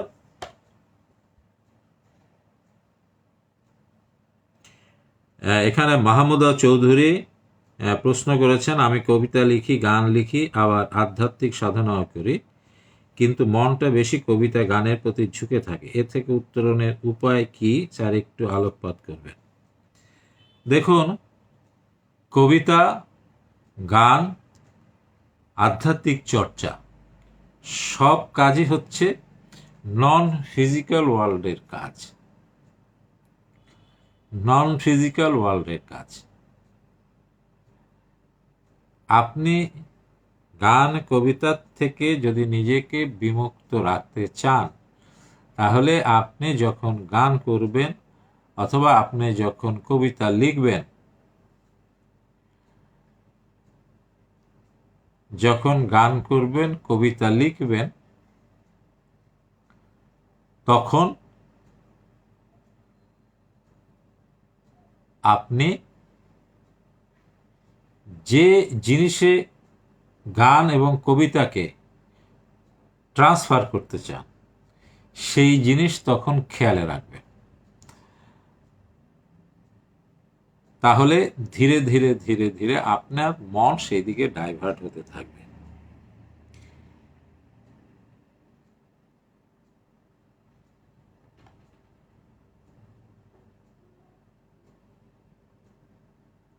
এখানে আরেকটি প্রশ্ন এসছে যে সাধনা বা প্র্যাকটিস করাকালীন সময় যদি কোনো সফলতা আসে, সেটা শেয়ার করা উচিত কি না।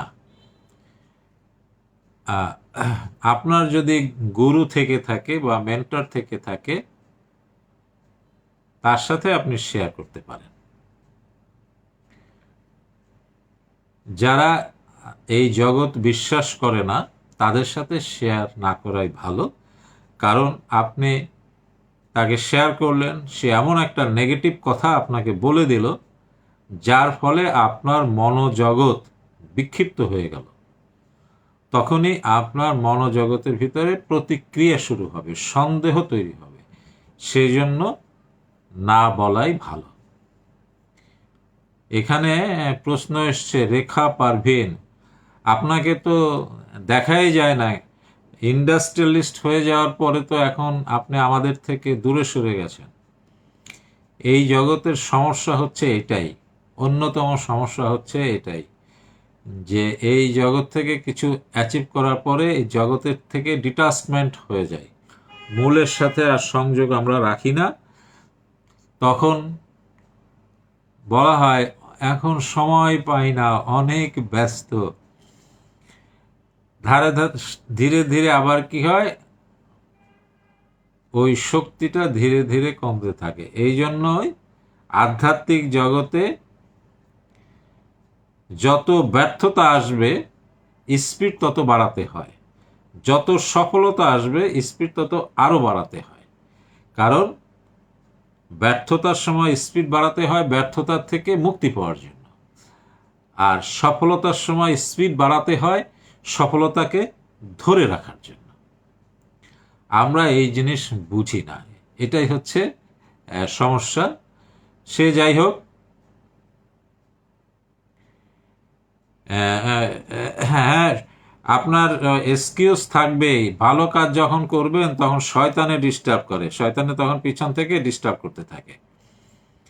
আচ্ছা, এখানে আরেকটি প্রশ্ন এসছে, ত্রাটক কি আধ্যাত্মিকতায় ত্রাটকের গুরুত্ব হচ্ছে কতটুকু? কতটুকু? আচ্ছা, হ্যাঁ, এটা বলছি আপনাকে। তার আগে এখানে প্রশ্ন এসছে, রেখা পারভিন প্রশ্ন করেছেন যে আপনার বায়ুর সাথে কোন আঙ্গুলের সম্পর্ক? আপনার এই বায়ুর সাথে হচ্ছে এই আঙ্গুলের সম্পর্ক, যে এইটার সাথে। আর বায়ু মুদ্রা হচ্ছে এইটা, এই যে এটা না, এটা না, এটা না, এটা। আর এই মুদ্রার সাথে তো সবটারই কানেকশন। দেখেন, খেয়াল করেন, 1 2 3 4 5, খেয়াল করছেন? এইটা হচ্ছে অগ্নি মুদ্রা। অগ্নি মুদ্রা হচ্ছে এটা, অগ্নি মুদ্রা হচ্ছে এটা। এই অগ্নির সাথে দেখেন এটা কানেকশন, এটা কানেকশন, এটার কানেকশন, এটার কানেকশন, এই চারটার সাথে এটার কানেকশন, আর এটার সাথে আবার এটার কানেকশন। এই হলো 5টা। এই প্রতিটার সাথে এইটার সাথে কেন কানেকশন? এইটার সাথে এইটার কানেকশন নাই কেন? কারণটা হচ্ছে এটা হচ্ছে অগ্নি মুদ্রা। অগ্নি মুদ্রা মানে এই বিশ্ব ব্রহ্মাণ্ড পরিচালিত হচ্ছে অগ্নি দ্বারা, আগুন, সূর্য দ্বারা পরিচালিত। সূর্য যদি বিট্রে করে তাহলে কিন্তু সব কিছুই আপনার বিট্রে করবে, তাই না? সূর্য যদি না থাকে দুনিয়া অন্ধকার হয়ে যাবে। সেই জন্যই পৃথিবীতে যতগুলো এলিমেন্টস পরিচালিত হচ্ছে, প্রতিটা এলিমেন্টস কানেক্টেড উইথ সান। সেজন্যই এই সানের সাথে এটার কানেকশন, সানের সাথে এটার কানেকশন, সানের সাথে এটার কানেকশন, সানের সাথে এটার কানেকশন। যাই হোক, বায়ু মুদ্রা হচ্ছে এইটা, এইটা না, এটার মানে হচ্ছে আবার অন্য। এটা হলো, এটা বায়ু মুদ্রা। এখন আপনাকে জানতে হবে বায়ু মুদ্রার সাথে কোন কাজের সাথে বায়ু মুদ্রার সম্পর্ক। সেই কাজগুলো আপনার এই মুদ্রা অবস্থায়, অর্থাৎ আপনি যখন মেডিটেশন করবেন তখন এই মুদ্রা অবস্থায় সেই কাজগুলো করতে হয়। আমরা দেখেন না, আমাদের বাংলাদেশে কত মেডিটেশনের ব্যবসায়িক সেন্টার আছে, তারা বলেন ধ্যান করবেন এইভাবে বসে করবেন। হ্যাঁ, এগুলো হলো বোগাস জিনিস। এগুলো হচ্ছে ব্যবসা, মানে আপনাকে একটা ধানাই ফানাই বুঝিয়ে দিয়ে আপনার পকেটের পয়সা নিয়ে আরেকজন। হ্যাঁ, পৃথিবীতে অনেক ধ্যান পদ্ধতি আছে, তারা এগুলো ব্যবসা হিসেবে করে। এটা ওয়েস্টার্ন কান্ট্রি, আমেরিকাতে আছে, ইংল্যান্ডে আছে, ভারতে আছে, ধ্যানকে ব্যবসা হিসেবে নিয়েছে। তারা এটা নিয়ে ব্যবসা করে, আর ব্যবসার জন্য যত রকমের ছল চাতুরি, মোটিভেশন করা, হ্যাঁ, আপনার পকেটের পয়সা বের করে নেওয়া, হ্যাঁ, বেহেস্ত দোজকের কথা বলে আপনার পকেটের সব পয়সা বের করে নিয়ে বাড়িতে নিয়ে, হ্যাঁ, মসজিদ তৈরি করে সেই মসজিদ দিয়ে আবার ব্যবসা করা। That is a different issue. আপনার মুদ্রার বিভিন্নটার বিভিন্ন রকমের মানে আছে, সেগুলো বুঝে করতে হয়। আমরা দেখি এই করোনা শেষ হয়ে যাচ্ছে, করোনার পরে আমরা ইনশাল্লাহ চেষ্টা করব এগুলো নিয়ে আমরা অনেক আলোচনা সেমিনারের মতো করব। এক একটা সেমিনারে আমরা বুঝাবো কোনটা নিয়ে কোনটার সাথে কি সম্পর্ক। তা ক্লিয়ার? আচ্ছা, এখানে একটি বিষয় বলে রাখি, সেটা হচ্ছে ধীরে ধীরে তো সব কিছু স্বাভাবিক হয়ে আসছে। আমরা বিভিন্ন শিক্ষা প্রতিষ্ঠান, এনজিও, স্কুল, কলেজ, বিশ্ববিদ্যালয়ে, বিভিন্ন প্রতিষ্ঠানে আমরা জীবনকে কিভাবে আলোকিত করতে হয়, অফিসিয়াল পারফরমেন্সকে কিভাবে ডেভেলপ করতে হয়, আপনার কাজের পারফরমেন্সকে কিভাবে ডেভেলপ করতে হয়, এর উপরে আমরা সেমিনার করে থাকি। ইতিমধ্যে আমরা আবার শুরু করেছি, আর লাইভে আমরা অনেকগুলো সেমিনার ইতিমধ্যে করেছি। কয়েকদিন আগেও একটি সেমিনার করলাম আমরা লাইভে। যাই হোক, আমরা শুরু করেছি। আপনাদের যদি কোনো প্রতিষ্ঠান থেকে থাকে, আমরা সহায়তা দিতে প্রস্তুত। কোনো আর্থিক সহায়তা আমরা নেই না, কোনো টাকা পয়সা আমরা নেই না, ফ্রি সার্ভিস আমরা দিয়ে থাকি। তবে সেক্ষেত্রে আমাকে আনা নেওয়ার ব্যবস্থা করতে হবে। আমাকে কোনো টাকা পয়সা দিতে হবে না, আনা নেওয়ার ব্যবস্থা করতে হবে, এবং সেমিনার পরিচালনা করার জন্য আপনার স্পেস থাকতে হবে। ঢাকার বাইরে যদি কেউ করতে চান, সেক্ষেত্রে আমাকে আনা নেওয়ার ব্যবস্থা করতে হবে, থাকার ব্যবস্থা করতে হবে, এবং আমি যা খাওয়া দাওয়া করি সেই ব্যবস্থাটা আপনাদেরকে ওখানে করতে হবে। আমাকে কোনো টাকা পয়সা কোনো কিছুই দিতে হবে না। এটা আমি আমার ফ্রি অফ চার্জ করে থাকি, কারণ আমার যিনি মুর্শিদ তার নির্দেশে আমি এটা করে থাকি। এ পর্যন্ত আমরা প্রায় 5 শতাধিক এই জাতীয় সেমিনার আমরা করেছি। আমরা এখনও করছি। আপনারা যদি কেউ করতে চান, স্কুল, কলেজ, বিশ্ববিদ্যালয়ে অথবা আপনার প্রতিষ্ঠানে, অথবা আপনার যদি কোনো সামাজিক সংগঠন থাকতে পারে, সেখানে যদি বিষয়ভিত্তিক সেমিনার করতে চান, আমরা আপনাকে সহায়তা দেব। পার্টিসিপেন্ট মিনিমাম পার্টিসিপেন্ট হতে হবে 25 জন, উপরে 1000-এর উপরে হোক, কোনো অসুবিধা নাই। ম্যানেজমেন্ট আপনাদেরকে সব কিছু করতে হবে, আমি আপনাদেরকে জানিয়ে রাখলাম। আমরা জানেন, আমরা সরকারি প্রতিষ্ঠান এনবিআর, ন্যাশনাল বোর্ড অফ রেভিনিউতে আমরা অনেকগুলো প্রোগ্রাম করেছি সরকারিভাবে অনুমতি নিয়ে। তা আমরা এই কার্যক্রম আমাদের চলছে, আপনারা চাইলে আমাদের এই কার্যক্রম সহায়তা নিতে পারেন। এখানে আরেকটি প্রশ্ন আসছে ত্রাটক নিয়ে। ত্রাটক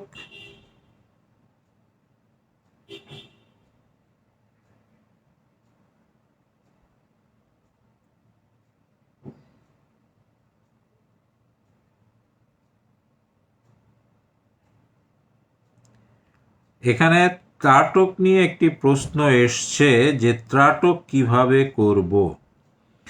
হ্যাঁ, কিবরিয়া মাঝহার সাহেব প্রশ্ন করেছেন, ত্রাটক কি? আধ্যাত্মিকতায় ত্রাটকের গুরুত্ব কতটুকু? শ্রদ্ধা, ভক্তি এবং প্রেম রইল। ত্রাটক মানে হলো কোনো একটা বিষয়ে খেয়ালকে ধরে রাখা, নির্দিষ্ট একটা বিষয়ে খেয়ালকে ধরে রাখা। কারণ বিষয়টা হচ্ছে যে ধ্যানের একেবারে বেসিক যে জিনিসটি খুব ইম্পর্টেন্ট, সেটা হচ্ছে মনকে স্থিতি অবস্থায় আনা। মনকে স্থিতি অবস্থায় আনা, এইটা আপনাকে আপনার মেন্টর বা আপনার গুরু মুর্শিদ করে দিতে পারেন না, এইটা আপনাকে করতে হবে, এটা আপনাকে করতে হয়। মনকে যতক্ষণ পর্যন্ত স্থিতি অবস্থায় না আনতে পারবেন, ততক্ষণ পর্যন্ত আপনি কোনো কিছুর সাথে মনকে কানেক্টেড করতে পারবেন না। এটা হচ্ছে একটা বেসিক প্রিন্সিপাল। এইখানে আপনি আপনার মুর্শিদ সে যত বড়ই ক্ষমতাশালী হোক না কেন, আপনার মুর্শিদ যদি ওই মৌলানা রুমি যদি হয়ে থাকে, আপনার মুর্শিদ যদি ওই বাইজিদ বোস্তামি যদি হয়ে থাকে, আপনার মুর্শিদ যদি খাজা মঈনুদ্দিন চিশতিও যদি হয়ে থাকে, ওই বাইটে খাওয়ালেও আপনার কোনো কাজ হবে না, কোনো উপকার হবে না। খাজা মঈনুদ্দিন চিশতির শক্তি আপনার ভিতরে আনতে হলে প্রথমেই যেটা করতে হবে, আপনার মনোজগৎকে স্থিতি অবস্থায় আনতে হবে। অর্থাৎ আপনার মন যে বহির্মুখী আছে তাকে অন্তর্মুখী করতে হবে। এইটা আপনাকে নিজেকে করতে হবে, এটা আপনাকে কেউ করে দেবে না, এটা আপনাকে কেউ করে দিবে না, এটা আপনাকে নিজে করে নিতে হবে। এবং এটা যখন আপনি নিজে করতে পারবেন, তখনই আপনি কানেকশন তৈরি করতে পারবেন। আমার সাথে কানেকশন তৈরি করতে চান, আপনাকে আগে মনকে শান্ত করতে হবে, তাহলে আপনি আমার সাথে কানেকশন করতে পারেন। আমার সাথে সারাদিন আপনি গালাগালি করলেন, এইটা ওইটা করলেন, এটা করলেন, ওটা করলেন, আপনি কানেকশন তৈরি করতে পারবেন না। সেই জন্যই ইসলাম ধর্মে এই নামাজের আগে অজু ম্যান্ডেটরি করছে। অজু ম্যান্ডেটরি করছে কারণ আপনার শরীরের প্রত্যেকটা টার্মিনাল, অর্থাৎ প্রত্যেকটা অঙ্গকে পানি দিয়ে ধৌত করতে বলছে। কারণ প্রত্যেকটা অঙ্গ যদি আপনি পানি দিয়ে ধৌত করেন, তাহলে আপনার মন স্থিতি অবস্থায় আসে। কারণটা হচ্ছে এটা, দিনে যদি 5 বার যদি আপনি অজু করেন, তাহলে মন স্থিতি অবস্থায় না এসে যাবে কোথায়? বলবেন তাহলে তো মানুষ ফেরেশতা হয়ে যাওয়ার কথা। না, ফেরেশতা হবে না। তার কারণ হচ্ছে যে আপনার মধ্যে তো সাদা আর কালো দুটো জিনিসই পাশাপাশি চলে। সাদা আর কালো, সাদাটা ভালো আর কালোটা হলো শয়তান। ভালো আর শয়তান তো পাশাপাশি চলে। আর শয়তানকে কিভাবে তাড়াবেন সেগুলো তো আপনাকে জানতে হবে, না জানলে তো হবে না। তা যাই হোক, যেটা বলছিলাম ওই যে ত্রাটক, তো মনকে আপনার শান্ত করতে হবে। এখন মনকে শান্ত করতে হলে আপনাকে কি করতে হবে? আপনার ভিতরে আপনার দিকে তাকাতে হবে, নিজের দিকে নিজেকে তাকাতে হবে। যেটা সক্রেটিস বলছে, নো দাই সেলফ, নিজেকে জানো। নিজেকে জানতে হলে নিজের দিকে তাকাইতে হয়, কিন্তু নিজের দিকে জানা, নিজের দিকে তাকানো এটা ডিফিকাল্ট। সেই জন্যই কি করতে হয়? বাইরের কোনো কিছুর দিকে তাকাইতে হয়। বাইরের কোনো একটা জিনিসের দিকে এক নিমিষে তাকিয়ে থাকতে হয়।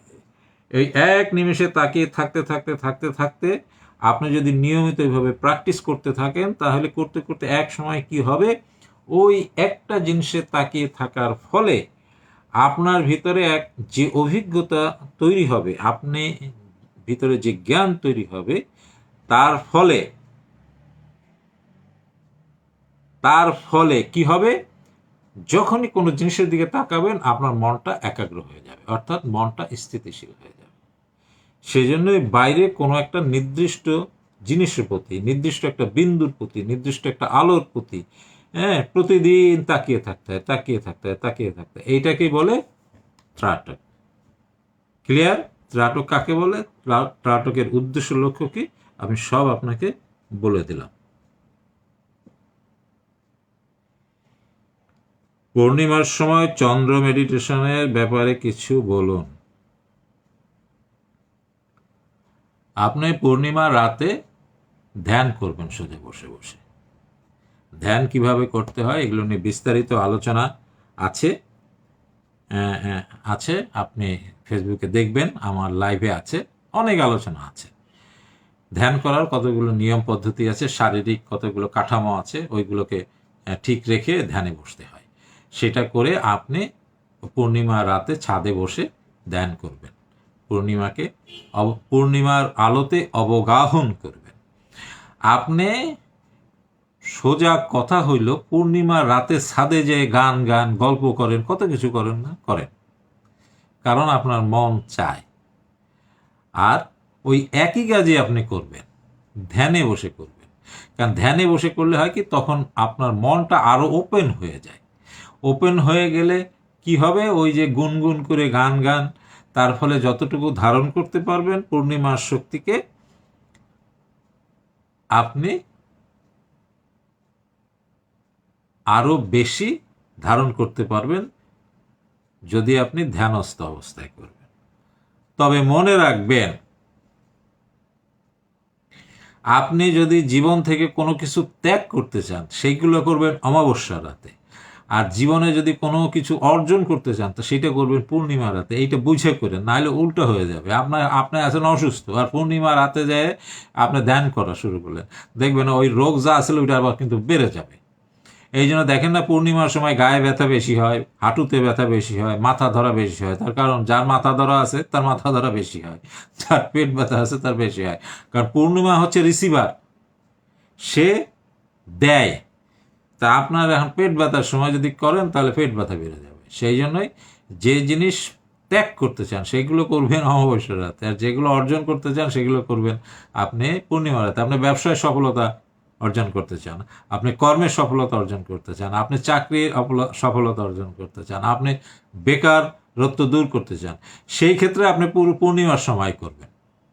আপনার অসুখ বিসুখ দূর করতে চান, আপনার ভিতরে ঝামেলা আছে সেটাকে মুক্ত করতে চান, আপনি বিপদে পড়ছেন সেটা থেকে মুক্ত চান, আপনি দেনা পাওনা লোন হয়ে গেছে অনেক, ব্যাংক লোন, সেগুলো মুক্ত হতে চান, সেটা করবেন অমাবস্যা রাতে। ক্লিয়ার? দেখেন, অনেক বিষয় নিয়ে আলোচনা করলাম, অনেক বিষয় সম্পর্কে আপনাদের অনেক কনফিউশন দূর হলো।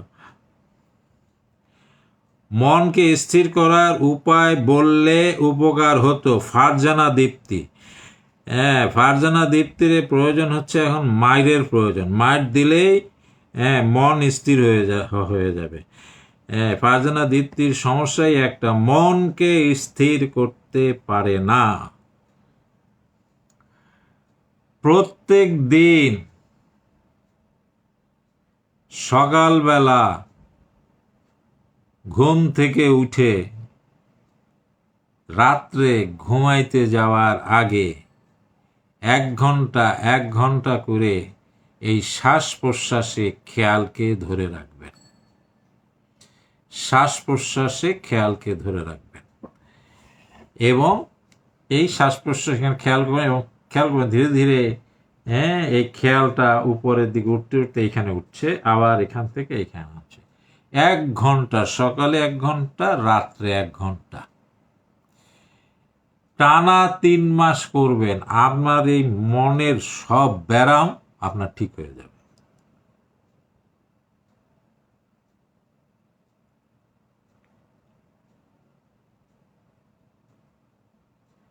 এখানে একটি প্রশ্ন এসছে,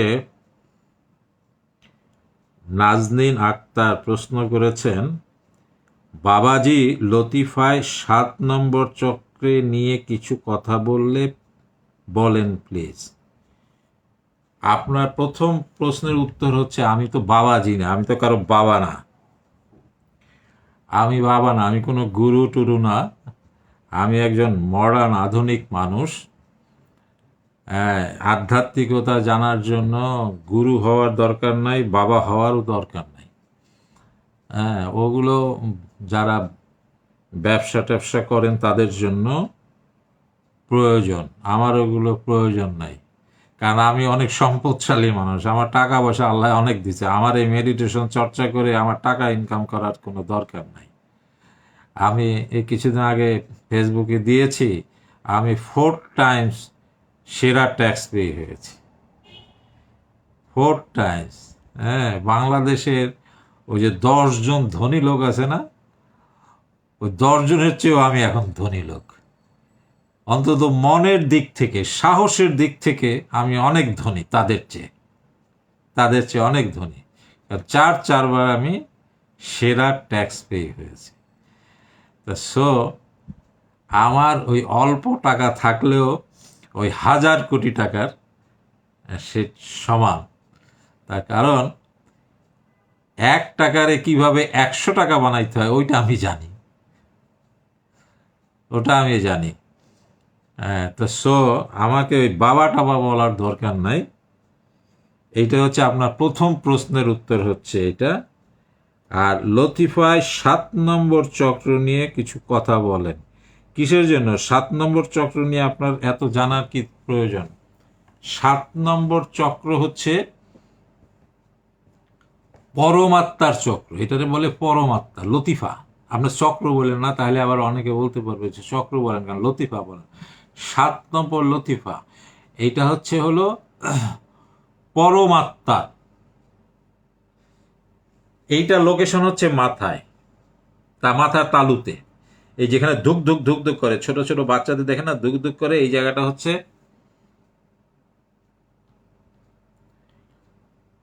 এখানে। ফারহানা কাদেরি, স্যার আমাকে কিছু দান করুন, আমি দরিদ্র।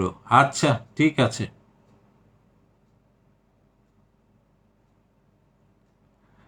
আহমদুর রহমান শক্তি আমার বন্ধু মানুষ। কি অর্জন আর ত্যাগ নিয়ে পূর্ণিমা আর অমাবস্যার সংশ্লিষ্টতা আলোচনা ভালো লাগলো। আচ্ছা ধন্যবাদ তোমাকে, ভালো লাগলো। আমি সংক্ষেপে বলছি, বিস্তারিত বলি নাই, তবে তুমি বুঝে ফেলছো, ইশারায় কাফি। যাই হোক, যেটা বলছিলাম ভুলে গেলাম। আচ্ছা ওই 7 নম্বর চক্র নিয়ে, 7 নম্বর চক্র হলো এইটা। মানুষের দেহের ভিতরে মূল চক্র হচ্ছে 6টা, আর এই চক্রটা হলো connected with non physical world. অর্থাৎ মানুষকে বলা হয় দুটো আত্মা, একটা হচ্ছে জীবাত্মা আর একটা হচ্ছে পরমাত্মা। পরমাত্মা হচ্ছে ক্রিয়েটর, আর জীবাত্মা হচ্ছে ক্রিয়েটর থেকে যে বিষয়টা আমার মধ্যে এসছে। অর্থাৎ আমাদের ধর্মে বলে আল্লাহ তাআলার ইনস্ট্রাকশন, স্রষ্টা ইনস্ট্রাকশন যেটা, সেইটাকে বলা হয় এই যে এটা। সেই জন্যই মানুষ সাধারণত সাধনা করে নিচের থেকে এই পর্যন্ত, এইটা হচ্ছে সাধনা করে। আর এইখান থেকে এইটা যার জাম্প করে এইখান থেকে এইখানে যেতে পারে, সেই জীবাত্মার স্বাদ পেয়ে যায়, সেই ইনলাইটেন্ড হয়ে যায়, সেই আলোকিত হয়, সেই ব্লিস যেটাকে বলে ইংলিশে, সেটা স্বাদ সে পেয়ে যায়। এইখান থেকে এইখানে এই ডিস্টেন্সটা জাম্প করাটা হচ্ছে খুব ডিফিকাল্ট। তবে এর প্রক্রিয়া আছে, সেগুলো তো আর ফেসবুকে ওইভাবে আলোচনা করা যাবে না, করা উচিত না। ওগুলো করলে ক্ষতি হবে। যেমন অ্যান্টিবায়োটিক খেতে হলে ডাক্তারের পরামর্শ নিয়ে খাইতে, নাহলে ক্ষতি হতে পারে। কারণ আপনি জানেন অ্যান্টিবায়োটিকও ভালো হয়, এখন আপনি যদি খান, নিজে কিনে খান, দেখবেন ক্ষতি হবে।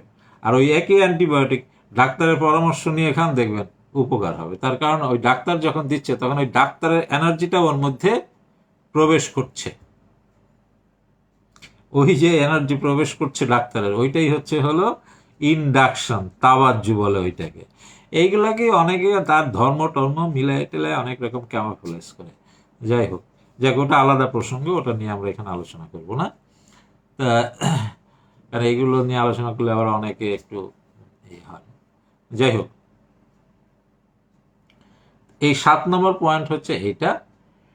তা মূলত এই 6টা পয়েন্ট নিয়ে সাধনা করতে করতে করতে করতে তারপরে উপরের পয়েন্টে যেতে হয় আপনার গুরুর মুর্শিদের নির্দেশিত পথে পদ্ধতিতে ধীরে ধীরে প্র্যাকটিস করে করে যেতে হয় তার পন্থায়। যে এটাই হচ্ছে 7 নম্বর। 7 নম্বরটা হলো আপনার কানেক্টেড উইথ জীবাত্মা। এই পয়েন্টে হচ্ছে কানেক্টেড উইথ আপনার বৃহস্পতি। বলে না বৃহস্পতি এখন তুঙ্গে, বৃহস্পতি। আর এই বৃহস্পতিকে জাগ্রত করতে হলে, অ্যাক্টিভেট করতে হলে এই ধর্মকর্ম বেশি করতে হয়। হ্যাঁ, দান খয়রাত, মুর্শিদের সাথে যত বেশি কানেক্টেড থাকবেন তত আপনার বৃহস্পতি শক্তিশালী হতে থাকবে, অ্যাক্টিভেট হতে থাকবে। একটা গোপন কথা আপনাকে বলে দিলাম।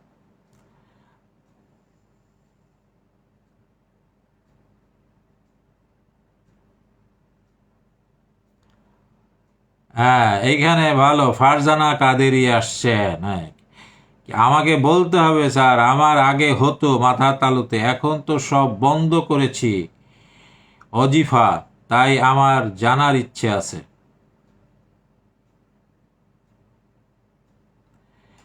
শোনেন ফারজানা কাদেরি, একটা কথা আপনাকে বলি, আধ্যাত্মিক জগৎ আর বস্তু জগৎ দুটোর মধ্যে একটা মৌলিক পার্থক্য আছে। এটা আপনাকে বুঝতে হবে। এটা আপনার কোনো মুর্শিদ আপনাকে শিখাবে না, এগুলো কোনোদিন শিখাবে না। আপনাকে বুঝতে হবে, বেসিক জিনিস বুঝতে হবে।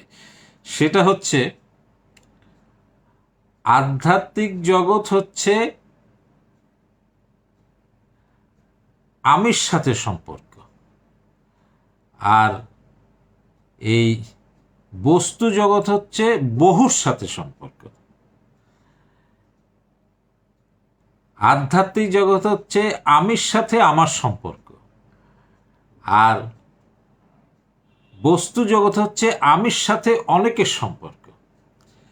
এখন আপনি এই আধ্যাত্মিক চর্চা করতে গিয়ে যদি বহুর সাথে সম্পর্ক করে ফেলেন, তাহলে তো আপনি আধ্যাত্মিক জগতে থাকবেন না। এই বেসিক জিনিসটা আপনাকে বুঝতে হবে। হ্যাঁ, বেসিক জিনিসটা আপনাকে বুঝতে হবে। আধ্যাত্মিকতা মানে হচ্ছে আমির সাথে সম্পর্ক, আমার ভিতরে কি ঘটছে এটার সাথে সম্পর্ক। এটার সাথে বহুত্বের কোনো সম্পর্ক নাই। এই জায়গাটাই আমাদের দেশের আধ্যাত্মিক স্পিরিচুয়াল ব্যক্তিরা এটা বুঝে না। এটাকে আরো খুব সহজভাবে আপনাকে বুঝাই দেয়। আধ্যাত্মিকতা হচ্ছে নবী প্রেম। এই যে আপনার ভিতরে যে নবীর প্রেম জাগ্রত হচ্ছে, এটা হলো আধ্যাত্মিকতা, মারেফত। এটা হচ্ছে মারেফত। আর আপনি জোসনে জুলুস যেটা করছেন ওইটা কিন্তু মারেফত না, ওইটা হচ্ছে শরীয়ত। এই বিষয়টা আপনি যদি না বোঝেন, তাহলে আপনাকে আধ্যাত্মিক চর্চার ক্ষেত্রে, সাধনার ক্ষেত্রে আপনি হোঁচট খাবেন।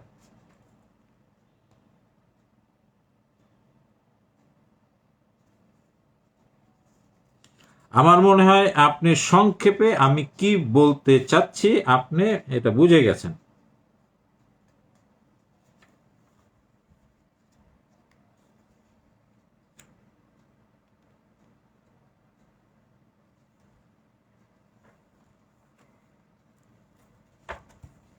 আমি সংক্ষেপে বিষয়টা আপনাকে ক্লিয়ার করলাম, এর চেয়ে বেশি বলাটা ঠিক হবে না।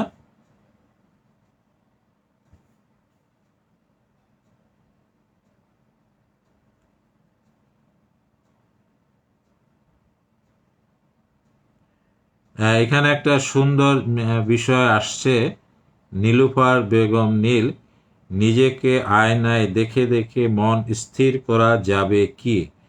হ্যাঁ, এটা একটা খুব ভালো উচ্চ মার্গের প্র্যাকটিস। সেটা হচ্ছে যে নিজেকে দেখা। নিজেকে দেখাই মানে হচ্ছে নিজেকে জানা। নিজেকে দেখা হচ্ছে নিজেকে জানার পূর্ব শর্ত। কিন্তু মানুষ নিজেকে নিজে দেখতে পারে না। যখন নিজেকে নিজে দেখতে পারবে তখন আপনি মনে করবেন যে আপনি একটা লেভেলে চলে এসেছেন। এই নিজেকে নিজে দেখা, এটা প্র্যাকটিস করার সবচেয়ে সহজ পদ্ধতি হচ্ছে আপনি আয়নার সামনে দাঁড়িয়ে নিজেকে দেখেন, দেখে পরক্ষণে আপনি চোখ বন্ধ করে আবার নিজেকে দেখেন। অর্থাৎ চোখ দিয়ে সামনে নিজেকে দেখেন, চোখ বন্ধ করে আবার সামনে দাঁড়িয়ে আছেন, নিজেকে দেখেন। এইভাবে যদি আপনি প্র্যাকটিস করতে থাকেন, করতে করতে করতে করতে এক সময় দেখবেন চোখ বন্ধ করলে আপনি নিজেকে নিজে দেখতে পাচ্ছেন। এবং ওই যে নিজেকে নিজে আপনি দেখতে পাচ্ছেন, ওইটাই হচ্ছে আপনার থার্ড আই, তৃতীয় নয়ন জাগ্রত হওয়া। ধন্যবাদ আপনাকে।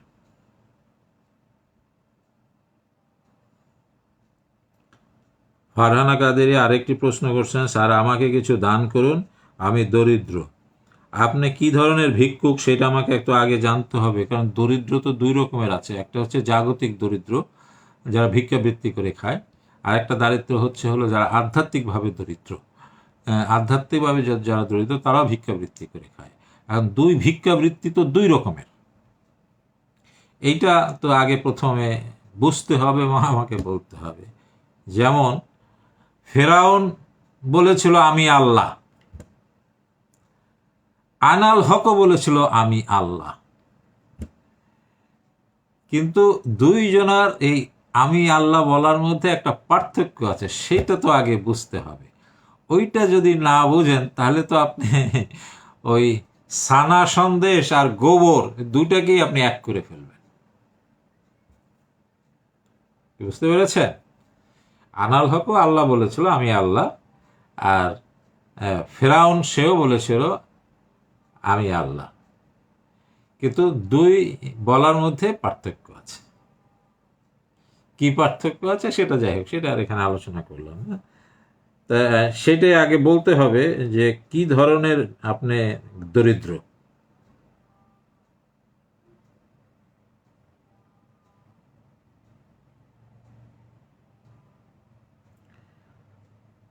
আচ্ছা, আজকের অনেকক্ষণ আলোচনা করলাম, অনেক বিষয়ে আলোচনা করলাম, প্রায় 10:15 বেজে গেছে। আপনাদের উদ্দেশ্যে আবার বলছি, সবার উদ্দেশ্যে আবার বলছি, যারা আমাদের আলোচনা নিয়মিত শোনেন, আমাদের দিক নির্দেশনা যারা নিয়মিত শোনেন, আমাকে যারা অন্তর দিয়ে ভালোবাসেন, সবার প্রতি আমি আমার অন্তরের অন্তঃস্থল থেকে কৃতজ্ঞতা প্রকাশ করছি। অনেকেই আমাদের কোর্স করতে চাচ্ছেন। আমি যে কোনো সময় হয়তো ঘোষণা দিয়ে দিতে পারি, কারণ সব কিছু ধীরে ধীরে স্বাভাবিক হয়ে আসছে। আর একটু স্বাভাবিক হয়ে আসলেই ইনশাল্লাহ আমরা কোর্স চালু করব।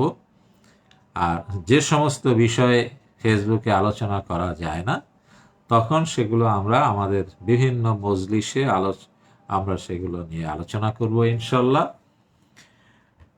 তখন আরও ভালো ভালো মজার জিনিস, সূক্ষ্ম জিনিস, গভীর জিনিস নিয়ে আপনারা জানতে পারবেন। আর সব শেষ কথা হচ্ছে, আমাদের মনোপ্রার্থনা অথবা সুচিন্তার প্র্যাকটিস করুন। এটা একেবারে বেসিক একটা জিনিস। নিয়মিত প্র্যাকটিস করলে আপনি উপকৃত হবেন। মনের বিভিন্ন রকমের সমস্যা ধীরে ধীরে দূর হতে থাকবে।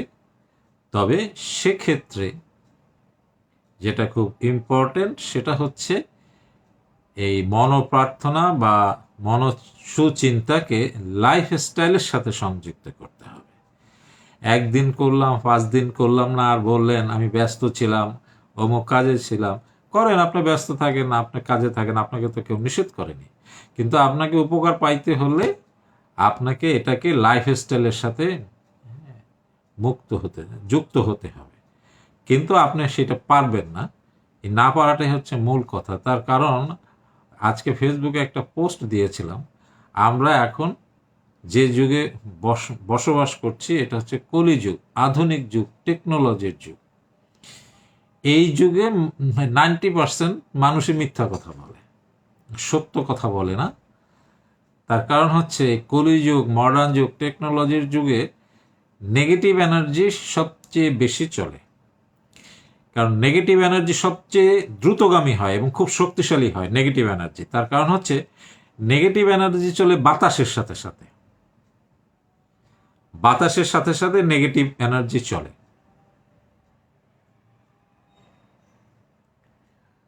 তা আমরা এই নেগেটিভ যুগে বাস করি, হ্যাঁ, কলির যুগে বাস করি। এই যুগে মানুষকে যত সৎ উপদেশ দিবেন আর ভালো উপদেশ দিবেন সেটা সে গ্রহণ করতে চাইবে না।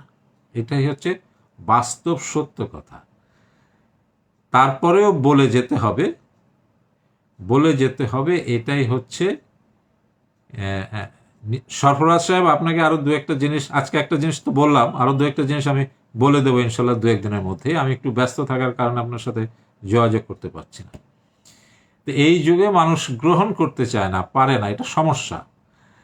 কে করবে কে করবে না ওইটা আমার দেখার বিষয় না। আমার দায়িত্ব আমি পালন করে যাব, অর্থাৎ বলে যাব যে বোঝার সে বুঝবে, যে গ্রহণ করার সে বুঝবে। হ্যাঁ, সেই জন্যই আপনার এই বিষয়গুলোকে লাইফস্টাইলের সাথে সম্পৃক্ত করে নিতে হবে। আপনি প্রতিদিন সময় করে মনোপ্রার্থনা সুচিন্তা প্র্যাকটিস করুন, দেখবেন ধীরে ধীরে আপনার ভিতরে বিভিন্ন সমস্যা থেকে আস্তে আস্তে মুক্ত হতে থাকবেন। দেখুন আজকের এই প্রশ্নোত্তর পর্বে দেখেন কত প্রশ্ন এসেছে এবং কত সুন্দর সুন্দর প্রশ্ন এসছে, অনেক ভালো ভালো প্রশ্ন এসছে এবং সেগুলো নিয়ে আমরা কথা বললাম। আজকের